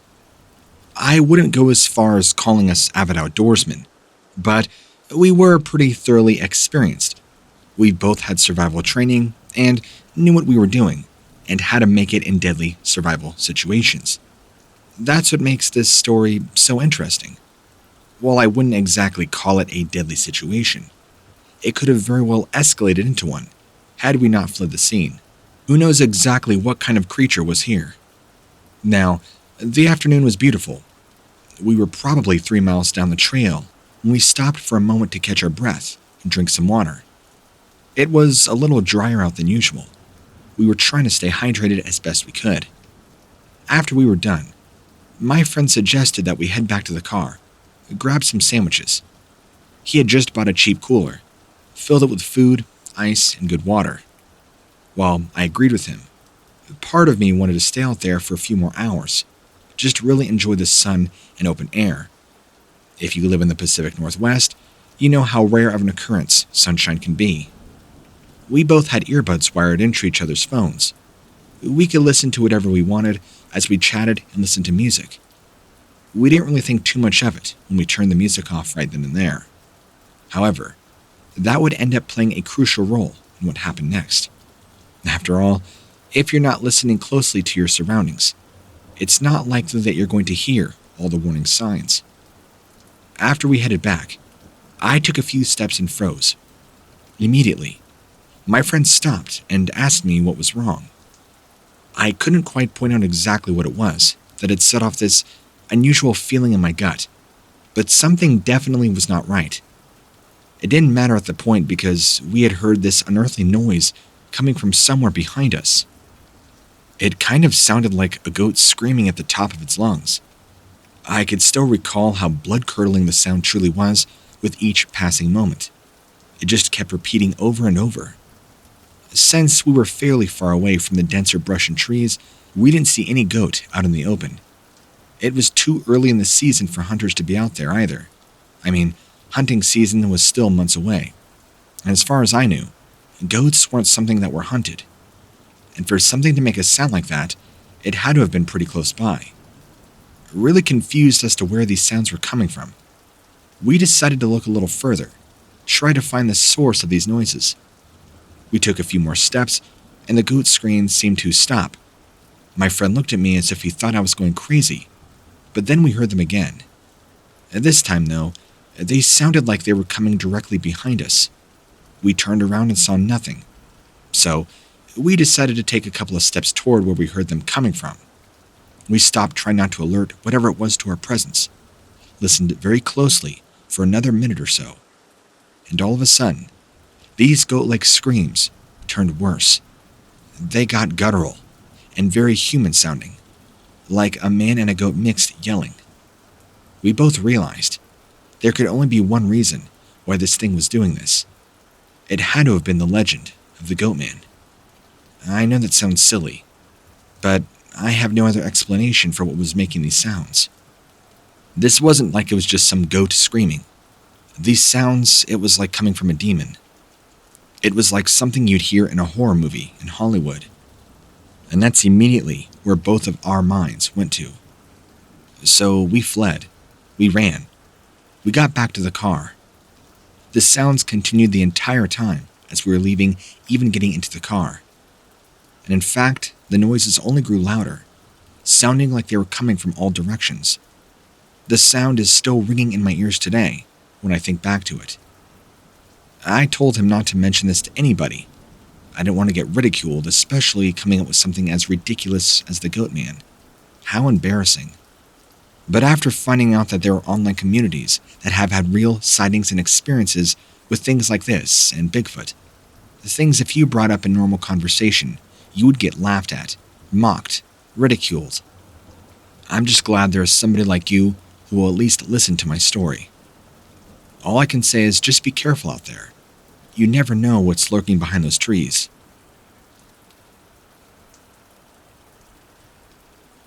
So, this isn't my story, but actually my father's. One day, I was listening to your channel, and he walks in my room, and he asks, "What's going on?" Asks me, "Who's that? What are you listening to?" So I tell him, "It's your channel, and what you cover." Well, he kind of acted a little strange, and told me that he too had something happen himself. Way back when he was in his 20s, he went on to tell me that for a short time, about 2 years, he worked as a ranch hand for this lovely old couple. After 2 years, he got a career move and moved out of state. But during this time, he did all the usual work that a ranch hand does. Even stayed on the property for some time. You know, helped out with the usual chores, all that. He said the pay was really good, and the couple was very good to him. Amazing hospitality, the pay was well, and they treated him good. It was a great job. But he got offered a really good gig outside the state. So he had to make the decision to further his life and his career, which is why he no longer did it. However, he would tell me some really strange stuff. What happened on their property, especially during the nighttime. He would often tell me about seeing strange things in the sky, weird shapes and objects he just could not explain. I asked him, "Do you mean like UFOs or aliens?" He told me he's not exactly sure. One time, just off the top of his head, and keep in mind there are many, he sees this large triangle or pyramid hovering in the sky. It was probably a mile or so, if he had to guess, away, just sitting there, hovering up in the sky. It was about dusk or so, and he said it was kind of black but had this golden shine to it. He's sure that the elderly couple has seen this stuff before, but they never said a word about it, and they were always gone in the evening, nights, and early morning. Again, this is just one of many occurrences. Oftentimes, he would tell me about seeing small humanoid figures off in the trees, just after night. Just these small dark little shadows. And he would always get the impression that he was being watched, and began to feel very unsettled deep down in his stomach. Of course, there were others. There were nights where he felt like he was being watched very closely, especially when he was tending the horses. He told me that it always made him the most uncomfortable for whatever reason. He's not sure why I asked him if he ever saw a Bigfoot or a Dogman on the farm. He never did. In fact, I think he kind of swiped at his hand in that motion when I mentioned Bigfoot, like he was saying, no, I've never seen anything like that. But he did go on to tell me one time he found about 6 chickens that were all torn apart. He explained they weren't even eaten. It looked like something had just picked them up and tore them in half. After thoroughly checking the area for coyotes or any lone wolves, he found no tracks, nothing. So he waited at night to see if the assailant would return. And what do you know? This large, burly creature he described on 2 legs like a man, hairy like a bear, but also short, stubbier legs, long claws, long teeth. He would go on to take a couple shots at it. But have you ever seen the Rudolph the Reindeer Christmas special? It's actually the one, I believe, from back in the 1960s. There's a character in it called the Bumble. It's like this big, abominable snowman. Anyway, he brought that up. He said the creature and size was kind of like that. Burly, very woolly and hairy. But the head was more of a sheep. He said it had the same kind of eyes, but very sharp teeth, and these long black horns that jetted back. He said they actually kind of shot upward, the same way a bull's would, where they're rounded and point upward. But of course, this thing kept coming back and kept coming back. It's like it wanted more. It only wanted to kill these chickens, and whatever it can get its hands on. It had already killed a sheep and a goat, several chickens, and even a dog. It never ate them, would just do things like twist the heads off the bodies, or tear them in half, and leave the bodies. He said this thing just enjoyed killing, and every time it showed itself, he would shoot at it several times. Oftentimes, it would happen at least 3 to 4 times a week, always right around midnight to 2 a.m. He's not sure why this was the time it showed up every night, or at least every few nights. He even had to go as far as trying locking up the chicken coop, putting extra fencing around it, and doing whatever he could to try and keep this thing out, hopefully driving it away. He even laid down bear traps, but they didn't work. This thing either disarmed them, showing exuberant amounts of intelligence, or would just go around them altogether, terrifying him. Even one night, when he was tending the horses, he had sat down and fallen asleep with the rifle in his lap. I guess this thing tried to break in. He woke up to the sounds of the horses neighing and going completely crazy. So he jumps up, running over to the stalls where the horses are, shines his flashlight, and sees this hideous creature trying to break into the horse stalls. The horses were already losing it. So he fires a couple of shots at this thing and successfully drove it away. I guess he didn't see it much again after that. But he told me that that wasn't the only weird thing to happen. Weird stuff was constantly going on just like this. But he mentioned that this was the most prominent. Everything else was far and few in between. I guess for him, it didn't really make sense for him to talk about. That's out of his mouth, not mine. At least I got him to tell me his story. And after listening to your content, well, I actually binge watch a lot of your stuff. And I can pinpoint what sort of cryptid this could have been. It makes me wonder, what do you think he saw? It doesn't sound like a Bigfoot. And judging by the way he described it, it wasn't a Dogman. I had asked him if he thought it was a canine, like it all, or resembled a werewolf in any way. He said no. It definitely was not like a wolf or a bear, in any way. It was its own thing. Do you think maybe this could have been a sheep squatch? That's a cryptid not many people talk about. I wonder if this thing could have just been a hybrid sheep humanoid or something. Anyway, I'll let you be the judge. I'll go ahead and email you back if I get any more information out of him. Until then, thank you for all the stories you read. I greatly appreciate it. I often find myself going on night hikes. I love them. They've always been relaxing to me. I'm not the only one who does this, though. A lot of people do. There was a time when it almost got me killed, but I'll get into that in just a minute. I started going on my night hikes right around 7:30, arriving at my usual spot by 8 p.m. The sun had already descended down in the sky. The moon had not yet come up, so there wasn't any light, except for what was given off from the city in the distance. It made for some pretty good scenery while walking through the wood during dark hours like these. I had been going on night hikes for a couple of weeks now. I did it to get a break from the city life. The last week, however, I noticed something following me while I was going on my hike. Every time I would stop and look back, there was nothing there. It made me feel very uneasy and nervous each time this happened. Even though it continued to follow me every night when I stopped for a break, it remained in the shadows and watched from afar. It really scared me, but I stopped spending time in the area where it would follow me. The other hikers told me they experienced the same thing while hiking here at night. I had several friends who enjoyed hiking here, so that's where I heard it from. Unsure of ultimately what was following me, I decided to come back a little earlier. So, this night, I stayed till about 8:30 p.m. I arrived at my usual spot and sat down on a tree stump that was nearby. The sun had already gone down, but the moon hadn't officially begun to really rise up in the sky yet. A few streetlights were lit up in the distance, but there wasn't much light, besides from them and the stars above me. And this is when I noticed something moving towards me through the bushes. It wasn't close enough for me to see what it was, though.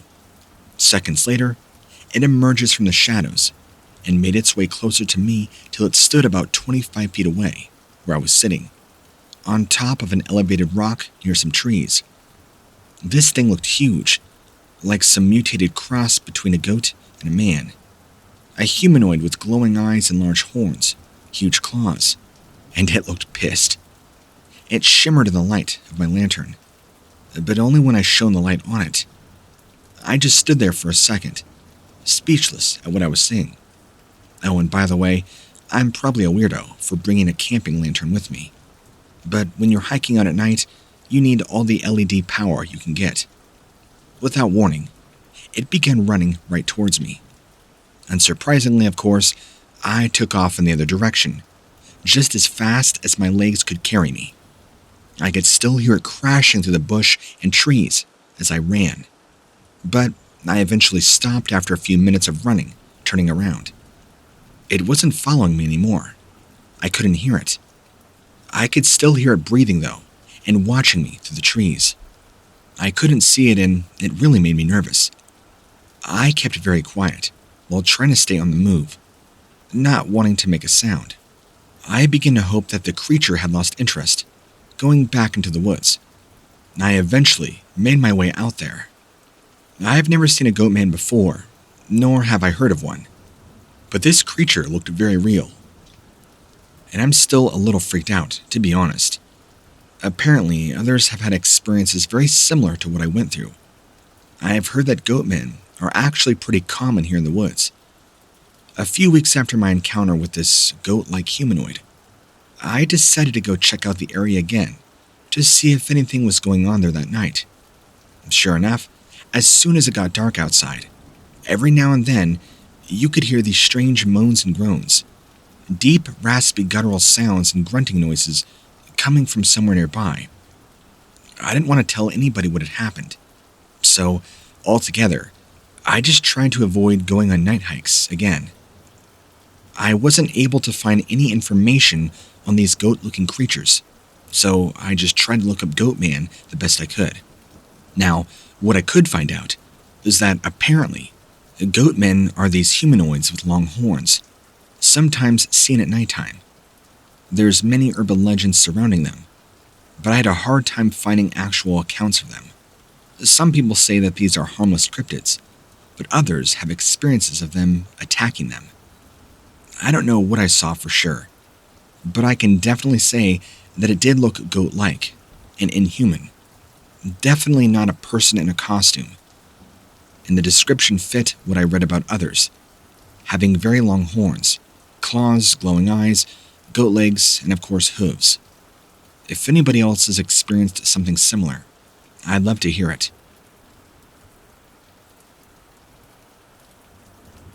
So this was a few years back when I was in high school. My girlfriend at the time lived in Florida with her mom, and her mom had just turned 49, so she was throwing her a party for them outside. I got the wonderful invitation of coming, so I flew down there to go see my girlfriend. Her mom was loaded, and she loved me, so she would always buy me tickets to come down and spend days at a time with my girlfriend, and I would fly back roughly 4 or 5 days later. Well, this time, something really creepy happened. After flying down for a 5-day weekend, my girlfriend and I had gone to the store and bought her this really nice birthday cake. It was like this hot, vibrant pink. Very 80s glam style, if you know what I mean. The trip itself was wonderful, and we had a beautiful birthday party outside for her. Everybody got down to business. She opened all of her gifts, ate some cake, everything like an event should have been. It was almost perfect. And then, behind the barn in the field behind the house, we saw this creature that had glowing red eyes and horns staring us down for seconds before disappearing. We've never seen anything like it. In fact, it looked like something out of hell. All I can think of was Satan when I saw it. The family, including I, all freaked out because we had never seen this before. It didn't take us long after that discovery for everybody to run in the house and hide. Obviously, I never want to see something like that again.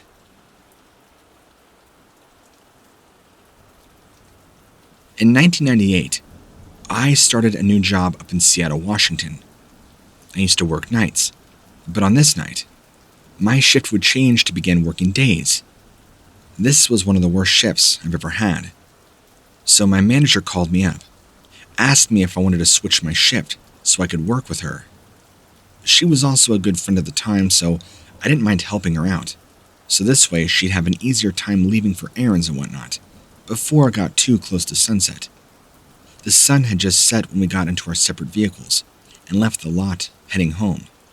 There were 2 different routes I could have taken when I left my home at dusk, heading towards town. The first route took me through a dark forested road with no streetlights or markings, only a faded yellow line. There also was no other cars in sight. It was pretty desolate, no traffic at all. And tonight, I figured this is the best way to go. It was also a Thursday night, so traffic wasn't too bad, and I felt much more comfortable driving through this place at night than the alternative route, which would take me about 15 miles out of the way. Now, the secondary road was also pretty dark, but it pretty much had no markings whatsoever. I mean, you could tell nobody ever traveled down these roads, at least on car or foot, or so it looked. Everything was overgrown, telephone poles kind of bending over, roots tearing up the concrete and asphalt. Just years and years of neglect, a very poorly maintained road. But anyway, I was closely watching my speedometer fluctuate when something popped into my headlights that made me slam on my brakes. The suddenness of braking for this creature standing in the middle of the road caused me to swerve towards the left side. I didn't want to drive over it or hit it. I can only imagine the damage done to my vehicle if I hit this thing. I've probably driven down the same road about 20 times, maybe more, before I ever saw this thing. Basically, it was this upright creature with large pointy ears, but it looked more like a sheep or a goat, and had long horns like Baphomet, if you know what kind of demon I'm talking about, and large fangs sticking out of its mouth. Its arms were massive, and had huge claws draping almost down to its legs. They actually reminded me of that one lady who never cut her fingernails, and they kind of just dangle like long claws. That's what they reminded me of. And its eyes were glowing red, blood red. I'm telling you, this thing looked like a Goatman. It just stood there, staring at me. But in one fluid motion, as this thing appeared, I swerved around it, avoiding it completely. Now, I can't go driving down these roads alone anymore, without looking over my shoulder constantly, or thinking this is going to happen. My friends, family, parents, nobody believes me. They'll think I had a bad dream or just made it up. So, I'm just running this out in case somebody else goes along these roads and sees what made me slam on my brakes all those months ago. There are no houses around here for miles. It's pretty rural. So, I want to let people know I don't think it's safe to be here. There's also a large population of deer. I don't know if that's maybe a food source or what, but that is something I've had to look out before for at night. Anyway, if you find yourself coming down these dark roads at night, just keep your eyes open. You never know what might appear.